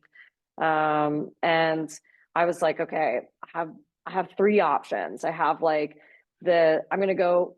I was wanting to freeze my eggs, and that was a big reason for like ending things with my partner. And like I thought I maybe wanted kids, mm-hmm. and um, so I'm gonna maybe go mail it in at like a Google or a Microsoft, and just like be a cog in a wheel for a little while, Mm-hmm. um, or I will do this creative thing, and I don't know what that looks like, but it's like a space, and it's decentering alcohol, and it's for women, and we can come together and like explore skills and like craft together and all these things. Or I'm going to start a tech company that's going to be like female led, and like minority is a majority essentially. Mm-hmm. Mm-hmm. um, and I do have some ideas on what that looks like, but they're just it needs much more capital Mm-hmm. than what I wanted to go after. And Yeah. yeah, I went to Asia for 2 months, and I mailed it in on the beach instead, and I was like resetting my nervous system. And on my departure, I realized it took me a month. So like February, I left on February 15th for Asia. So I had a month, and I was like, I'm gonna get my house ready. I'm going to do all these things. I had some friends coming to live at my house to be with my animals. And I literally took the month to like lay in bed and I was just Yeah. like destroyed. Mm-hmm. And so, yeah, I went to Asia, I went to the Philippines and went scuba diving like 20 times on this trip. And then I went to Indonesia and I did a Bali like spiritual experience. And that is where like all of this was like unraveling this like masculine shell that I had built up. And I feel like the endometriosis is kind of like a representation of this like toxicity that was like, Mm-hmm. honestly, like if you think about our wombs and what they are like, they we have them to create life. Mm-hmm. And anything that comes into your body, all of our blood goes through our womb, through our uterus. And I felt like that endometriosis was moving toxins out of my womb so that could stay like sacred, kind of like creative center that was not being threatened by the toxins going into my body. But then the endometriosis didn't really have anywhere to go. Mm-hmm. And so it just like goes into the body. And yeah, so I was like on this trip dismantling all of these like masculine beliefs and trying to like reconnect with my feminine essence and really just like allow softness and allow Mm-hmm. like I can lay it down. And I was going to these yoga classes that were for like feminine energy, or like yoga classes for like female hormones. And this one class was more of a like experiencing class with a little bit of yoga in it. Mm-hmm. And somatic experiencing is very much like dropping into your body, getting out of the Mm-hmm. head, and like paying attention to what's going on physically.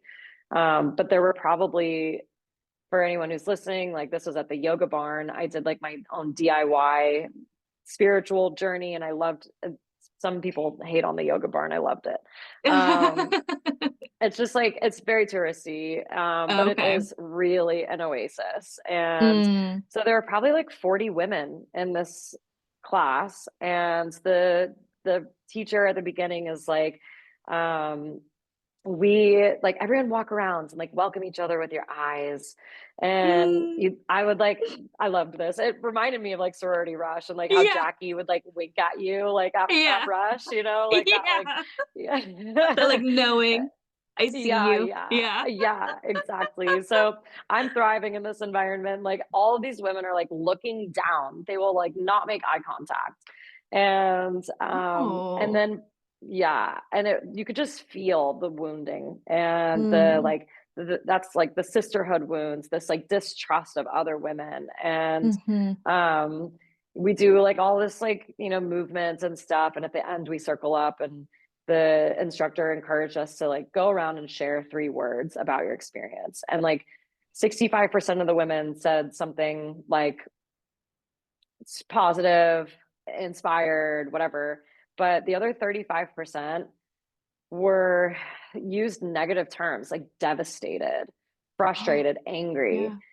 And we did a little share afterwards. And those women spoke up and shared that they didn't know still like what feminine energy was, how to tap into that, angry that they can't connect with that. Mm-hmm. And I saw this like opening up, this like cracking open of this group that like couldn't look each other in the eyes, now are like being super vulnerable in this like really Mm-hmm. loving container after this creative practice of like do these dances and take up space and be in Mm-hmm. community together. And I was like, wow, like I needed to be reminded, women everywhere need to be reminded that like feminine energy and masculine energy, even though those terms sound very binary, they are not binary. Mm-hmm. And feminine energy, I use femininity and feminine energy synonymously. Yeah. Femininity is very like society has a lot of like labels for that. So people in the spiritual community don't necessarily like to use that language. Mm. I in me. So I use that language. Mm-hmm. And I just, I became so passionate about like, we as women experience femininity and feminine energy by being creative in community together. And Yes. it's not what society tells us is Mm-hmm. good girl, quiet girl, pretty girl, all that bullshit. It's Mm-hmm. whatever the fuck we want it to be. Yes. That is like, if I were to describe like masculine and feminine, like masculine is structured and it's like the riverbank that allows for feminine energy to flow through it. Mm, And the more structure you have, the less water is flowing. And to most people, that would mean that there is a resource deficit. But if mm-hmm. there's no structure, there's flooding Flooding. and Yeah. it's really difficult to navigate. You're probably drowning. And so there has to be a healthy balance. But what's beautiful about feminine energy is that, like, if you have a good balance and that there's enough structure there, whatever happens in that flow is feminine energy. And so you Mm-hmm. don't need this like binary, like, this is femininity, this is how you get in touch with it. Just like give yourself enough Yeah. structure to like be chaotic and to flow and to like where like flow where energy goes kind of thing, and like embody Mm-hmm. this like watery, I'm a fire sign, so I'm like very fiery, and I also think there's a lot of feminine energy in that too. It Yeah. just like flows where energy goes kind of thing. And so Mm-hmm. um that really was the birth of Aurora House. And that was like a major download for me of like, no, you're not going to go mail it in at Google.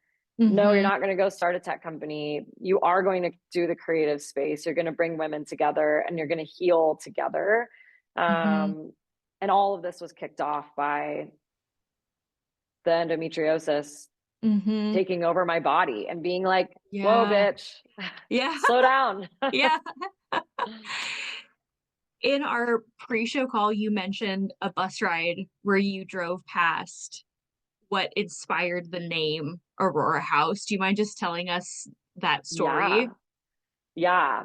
So I will say, I was talking to ChatGPT about names and I was like, give me goddesses, give me really feminine, like deities and like Mm-hmm. I just wanted all the ideas. And Yeah. Aurora really stood out to me.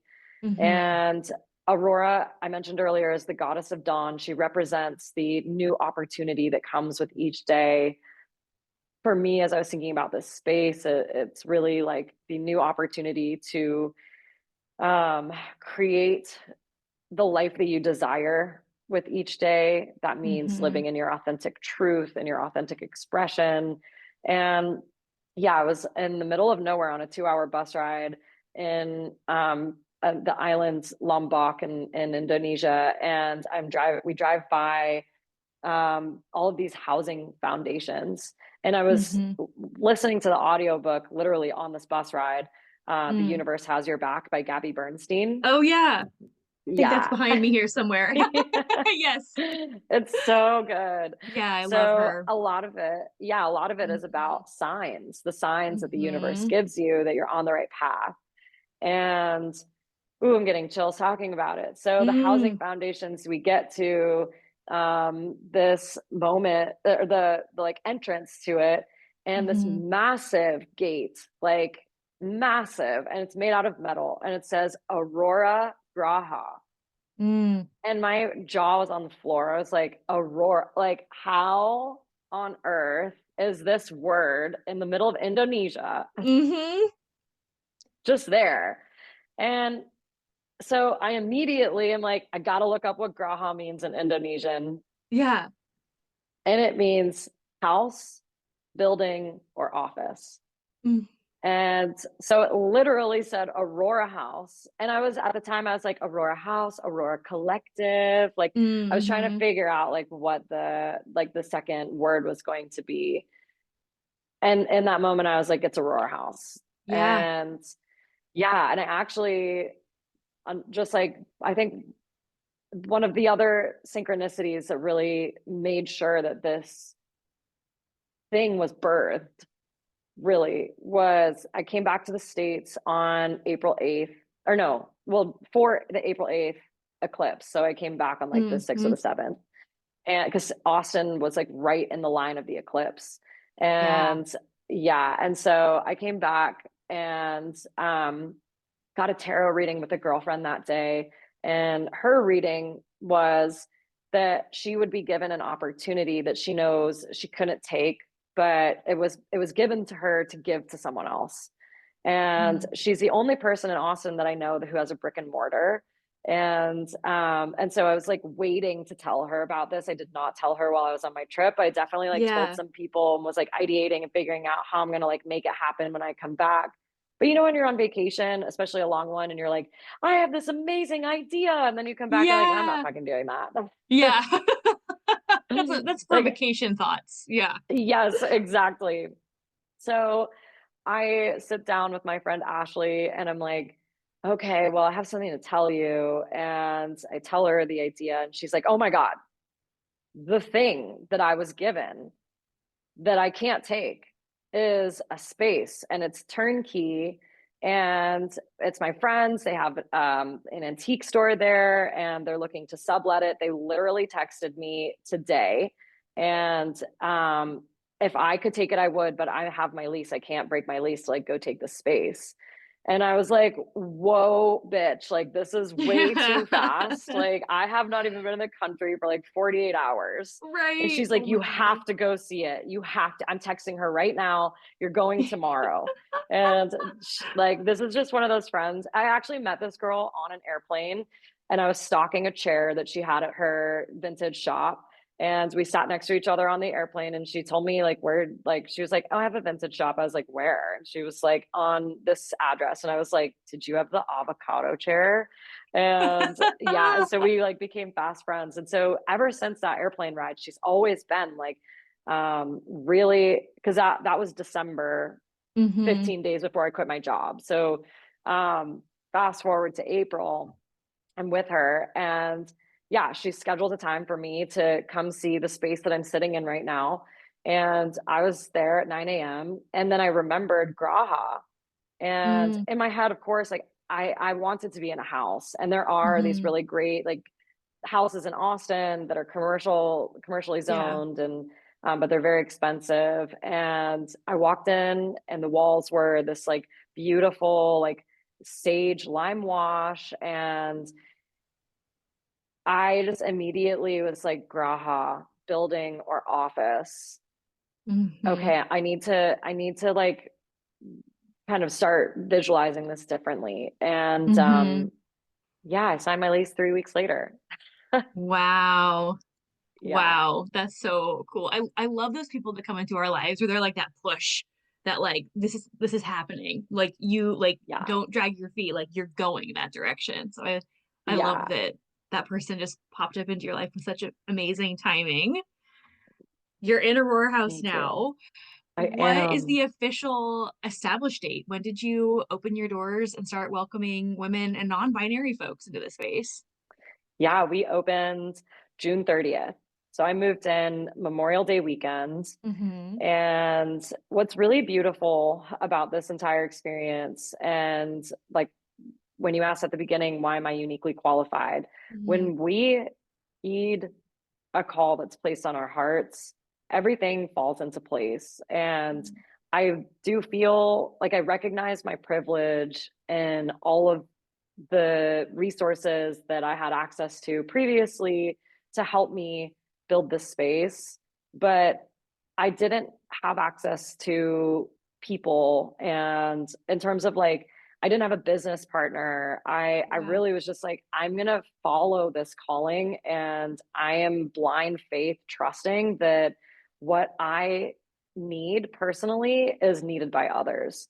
Mm-hmm. And once I started to take that action, obviously I found the space. When I was talking to people about finding space, they're like, oh my God, it took me a year and a half.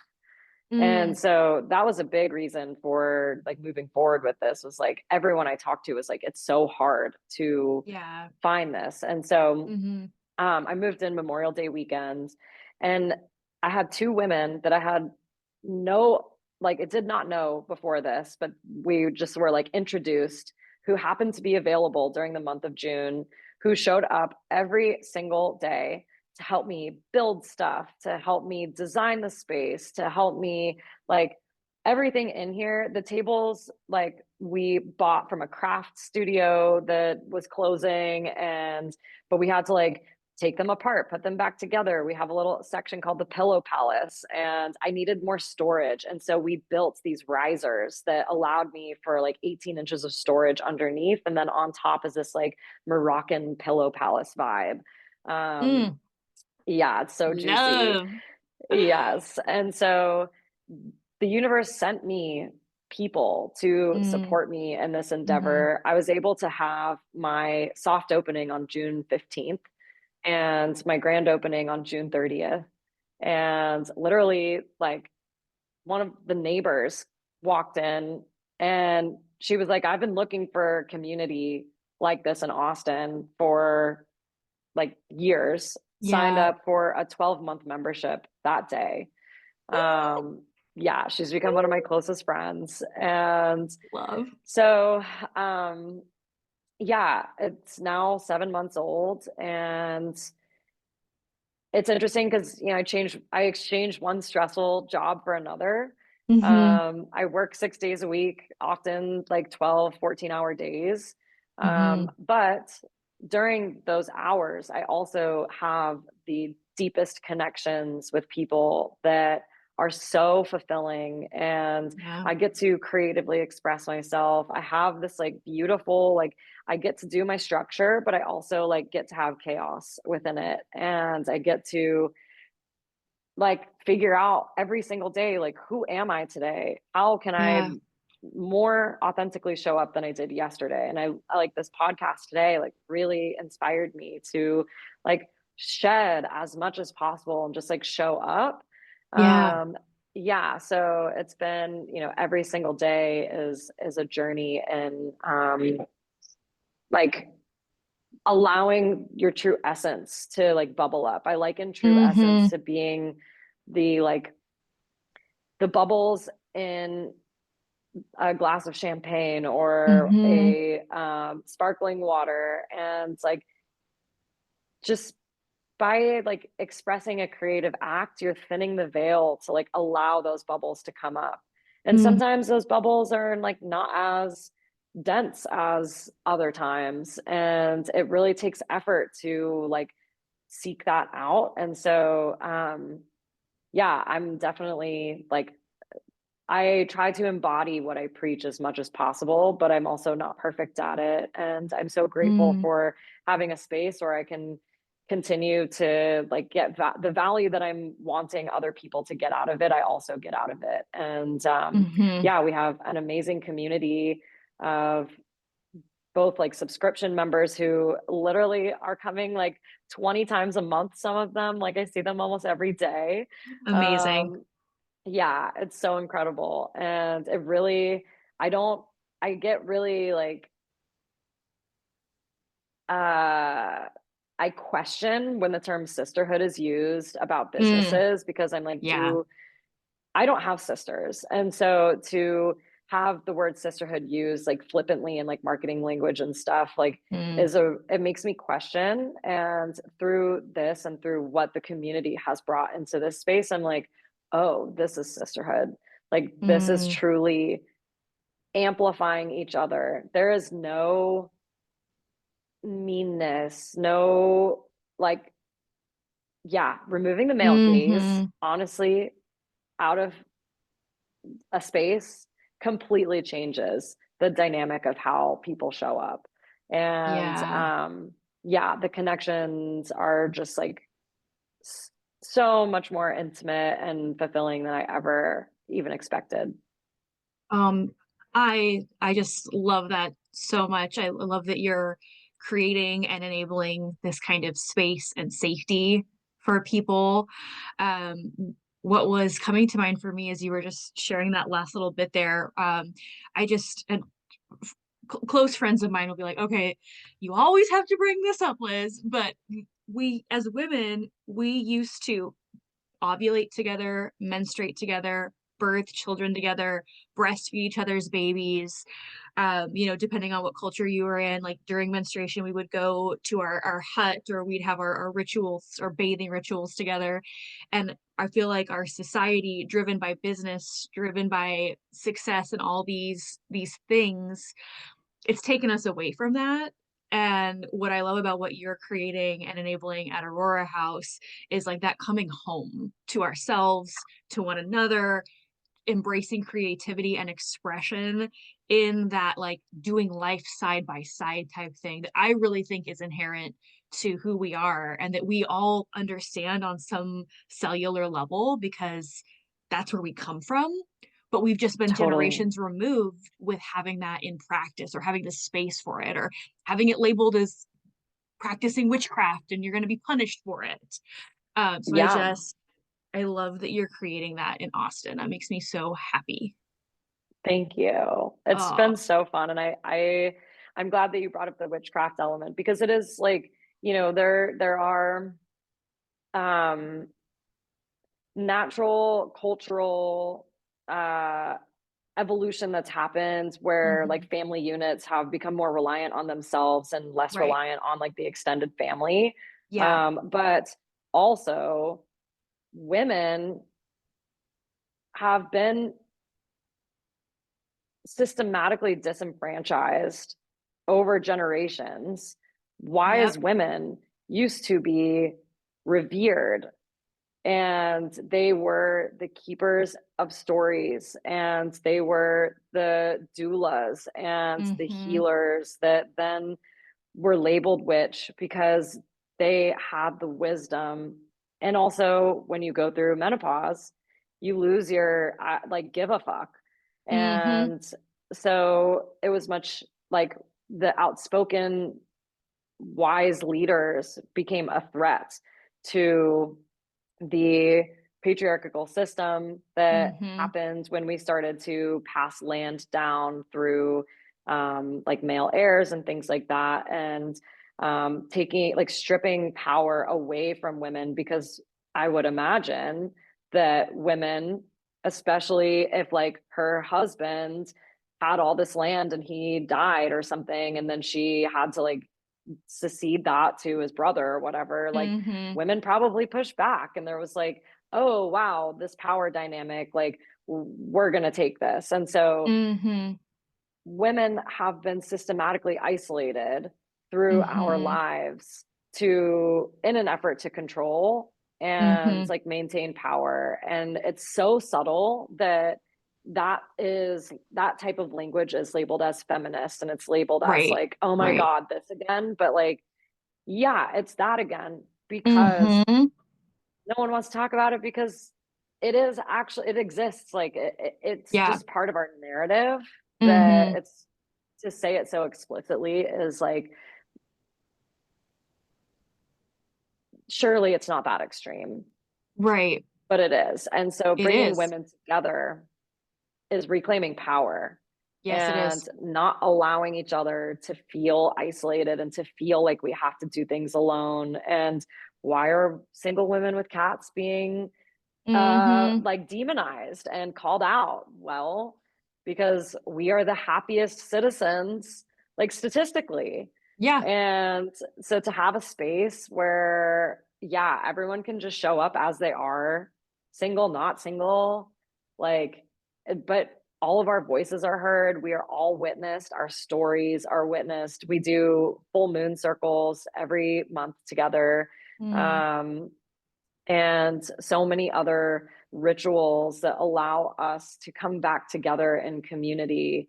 And literally, like, all of my members at some point have told me this has changed their lives, Yeah. and in a like very deep way that is Mm.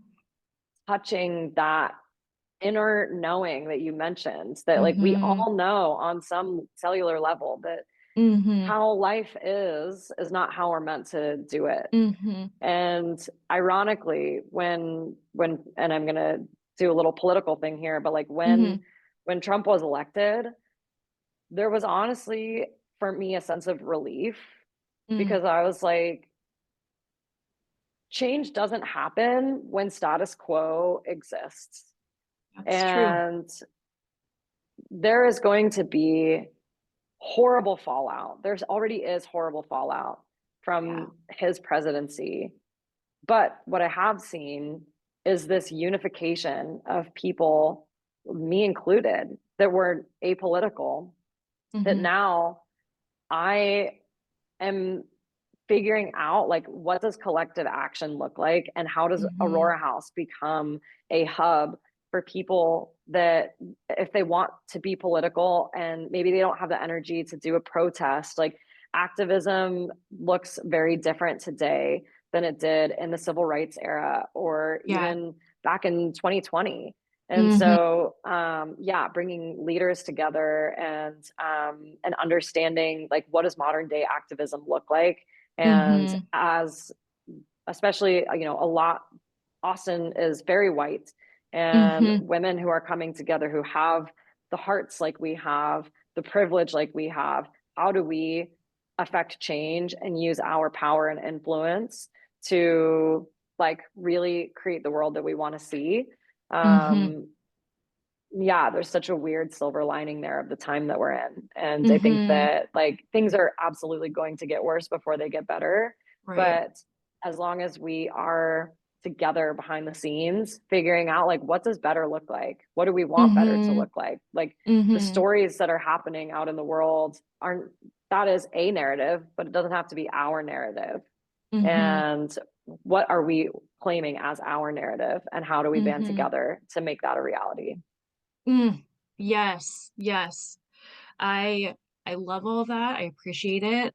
I feel like when I hear you talking about the relief and like the hope for outcomes, I was thinking just about the cycles of nature and something that I've been reminding myself of, just like existing in our current socio-political environment, being experiencing unexpected and unwanted long-term unemployment. There's cycles of nature where you don't get spring and you don't get summer without the destruction of fall and winter.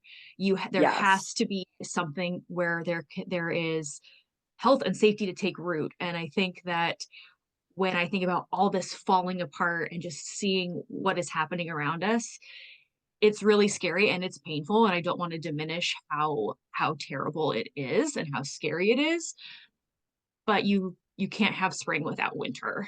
And Yeah. so that is where I'm hopeful that like the mobilization, the people realizing, oh, I'm not alone, or like, oh, what I thought to be true actually isn't true. Like what you were saying very at the very beginning about the values of the organization that you were working for and leading, where you're like, I was adopting other values. They weren't my values. I feel like this is an opportunity for a lot of people to be like, wait, I thought those were my values, but how they're getting espoused right now, that's not what that means for me. That looks different. How do Yeah. I bring that to life in my life and in my community? And I just love that you're facilitating that and changing people's lives at Aurora House.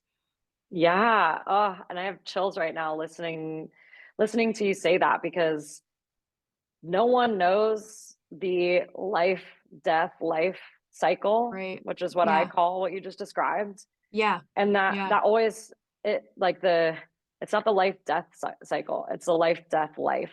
Life, death, And life. Yeah. no one knows that better than women, because we That's go right. through that every Every month. single month. Mm-hmm. Yeah. Spot on. I love I just also want to touch on the menopause mention that you brought up in terms of the history of how we've gotten here as women. Um, you know, humans are one of a handful of species that actually go through menopause. And the theory is that is because we have knowledge and wisdom to pass on. And I think it's like whales and dolphins, and there are a couple other animals that do this too, but it's literally it's we are not like the narrative of women are here to procreate and create babies. Like no, we're here to live and to help future generations. We are supposed to pass on what we have learned. And I just wanted to mention that because I also feel like menopause is something Yes. that we also don't talk about. Mhm. And I hope we can start talking about it more. But again, that's what you're creating space for that in Austin, where people can have multi-generational conversations and learn from one another, peer to peer, age difference, whatever. And it's welcomed. And it's, again, it's like a return home to how we're meant to be and how we're meant to relate to one another. So just can't give you enough Yeah. credit. So do. Thank you. Thank you. So beautiful. I love that. I'm gonna go like look into that more because oh my gosh, whales are so amazing. They are, oh my gosh. And it's like these animals that have these incredibly complex, beautiful brains that are like, oh wait, Yeah. a whale's wisdom. I don't think that my little human brain can comprehend what that's like. Yeah. Is there anything else you can share with us about the kind of programming you do at Aurora House, or things that people can look forward to in the coming Mm. months, from a programming perspective, or if people want to stop by and check you out? Yeah. Oh man. Well, stopping by and checking us out is really easy. I mean, we have our calendar live on our Instagram. This month is Women's History Month and also the spring equinox. So, Yes. and also South by Southwest. So, yeah, what are some things that we have going on? We do have an artist who, speaking of like intergenerational conversations, who she went to art school in New York City in the 1960s. Mm. I just can't imagine. So like fabulous, but also she said that out of her entire 4 years, she only had one woman teacher. And like all the men would go to this like all men's bar, and it would be like all the male students and the male teachers. And so then they get buddy buddy, and then they get all the like good insight and all that. Like just hearing that, I was like, Hmm. classic. That's so wow. Okay. But anyway, Typical. so Yeah. yeah. So she's going to be doing she's gonna have her art hung here. And she is on the 9th doing a free like oil painting demo. Mm. On the 8th, we will be doing a just some like really funsy International Women's Day. We have an acrylic painting class painting faces, and you'll make a little mini poster of a historic woman of your choice Yeah. and someone who's particularly inspiring to you. And then after that, we'll do an art history lesson on female artists, and you'll pick the style that you gravitate towards, and you'll actually make a self portrait collage based on that artist's style. Hmm. Um, we have very juicy sound baths, like a sound bath and chanting experience, our full moon women's circle on the 14th. So yeah, basically like we've got art, mindfulness, movement, and lots of different opportunities to connect. Oh my gosh, that's amazing. And can you please share with us the Instagram handle, and if there's a website that people can pop in to check you out? Yes, it is. The Instagram is Aurora House underscore ATX, and the Okay. website is aurorahouseatx.com. And right now, our Instagram is a lot of like event oriented promotion because I've been running it all myself. But I Yeah. do have an amazing social media girly who is just really like an amazing marketing like executive Yes. um, who also has endometriosis and is so excited that I'm doing this podcast because she had surgery as well. We have a lot in common. Wow. Scoliosis is also common in my family. She has Oh. scoliosis. There's a lot of like overlap. And so she's redoing the website right now, and we're about to start pushing out like content for people that are all over. You don't necessarily have to be in Austin, and you can still get value out of following us because I'll be talking a lot about our philosophy and why creativity is so critical, how to community Mm-hmm. build in your community. All the things. So trying to, Amazing. get branch out of just promoting our events constantly. Oh, I love that. And I love the nod to International Women's Day, Women's History Month. It's also, I can't believe I didn't mention this already, March is Endometriosis Awareness Month as well. And Yeah. so we'll have that. And also for what it's worth, Sarah and friend, we are having a scoliosis episode in a couple weeks. So Oh, please tune into nice. that. Also another Yes. Chapman sorority sister. Oh, wow. Yeah. So all kinds of good stuff. Yes, I Um, will tune into that. yeah, I'm this has just been so great, Sarah. Yeah.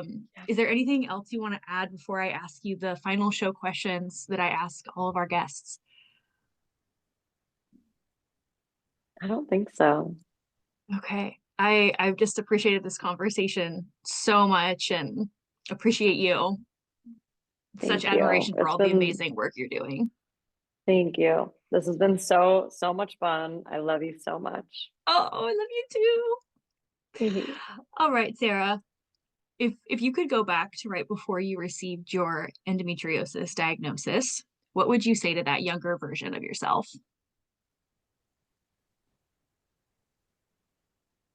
I think, I mean, you touched on this a little earlier, but like, I really would say believe yourself Yeah. and Hmm. don't take binary answers from doctors. Yeah. Like, don't accept that. Right. And there is always gray area, and there are always ways to like come to a solution. It just is a Hmm. matter of self advocacy. Hmm. And that's really difficult to know, like when you should, but like when all of your symptoms really are leading you to like, like if I were to read this about a friend on paper and it wasn't about me, Hmm. and I like what I say to that friend's like, this sounds very bad. Hmm. Take that Yeah. advice from yourself. Yeah. Yeah, talk, yeah. So believe yourself. Yeah. Believe yourself. Yeah, That is, I think, one of the best things we can offer to ourselves. I love that. yeah. Second question, what tool or resource has been most helpful in navigating your journey? Hmm. For my endometriosis journey, and getting diagnosed and navigating my diagnosis, and also what to do after, Hmm. um, my friends who Yeah. also had surgery had endometriosis, and even afterwards, I have become that resource for people, and Hmm. so yeah, really leaning into the people who have experienced it, Hmm. so that there's more, again, power. Uh-oh, my AirPods are dying here. Um, I think it's okay. Yeah, you're sounding good. There's more power in like hearing each other's stories and amplifying our voices again. Like I think Yeah. that's call that out as like that's an example of how power can impact you. Yeah. Like if you don't talk about things and you just take a doctor's word for it, you're powerless. Hmm. Coming Hmm. together and talking about what was your experience, what was your experience, and being able to see parts of yourself in people's stories, and then being Yeah. able to intuitively say like, okay, like all of these things for these people were true for me. Hmm. Maybe not that part of that story, but like then you can create your own plan based on what was resonant. Yes.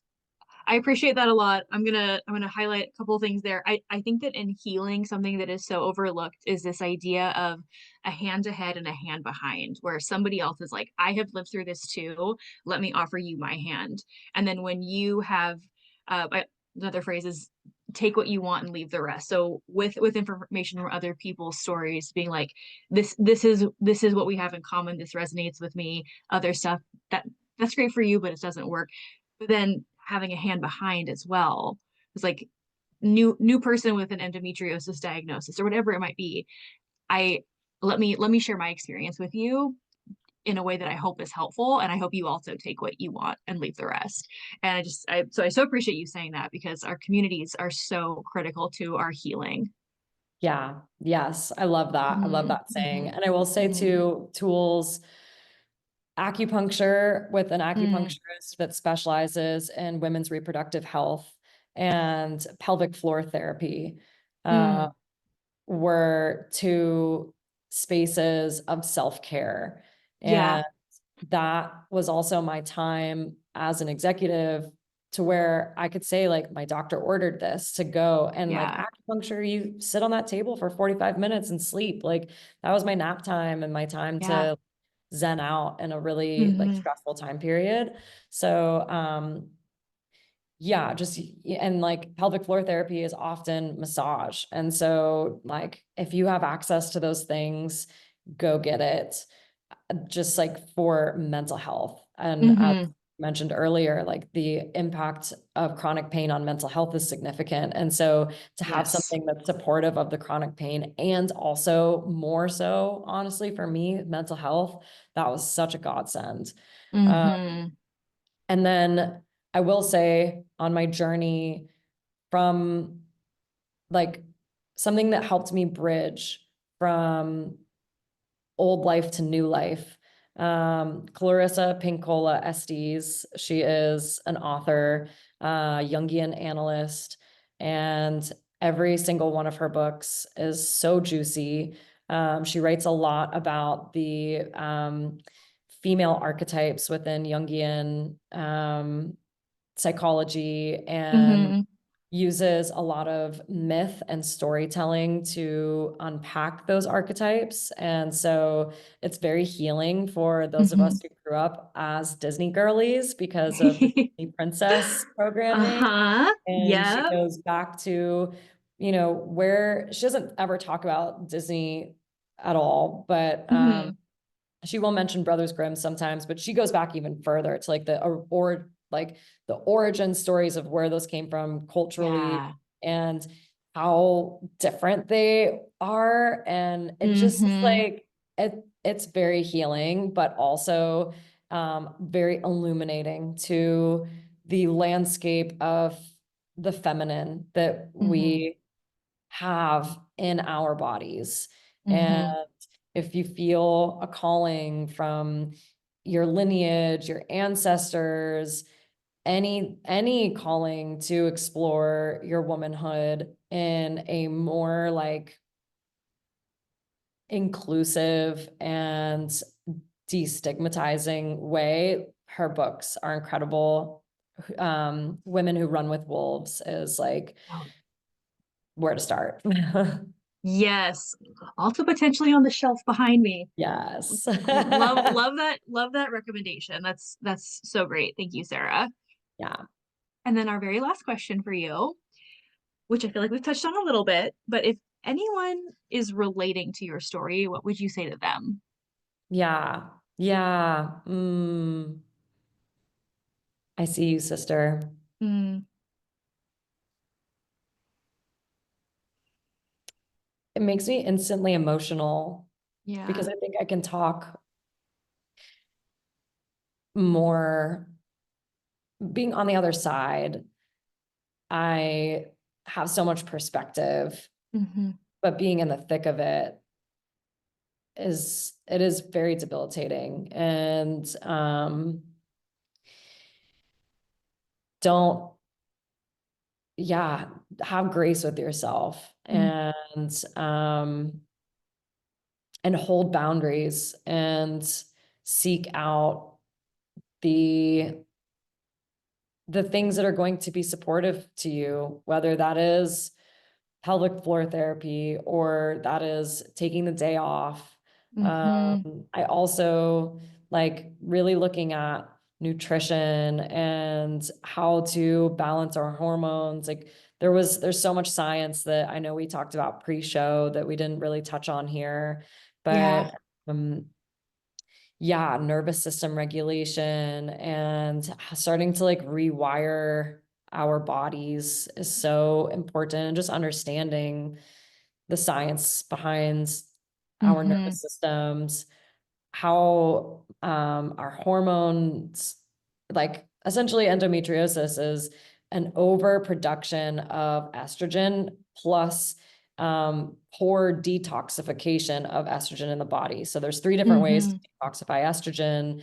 And two of those ways are like bad detoxification. I'm giving quotes around bad, where one is like a healthy way of detoxifying estrogen, and that causes inflammation and the things get stuck in the body and all this stuff. And but yeah, there's a lot of information out there, and just like having grace with yourself of where you are in your journey, and you don't have to know all of the information to know what your body is telling you is right for you.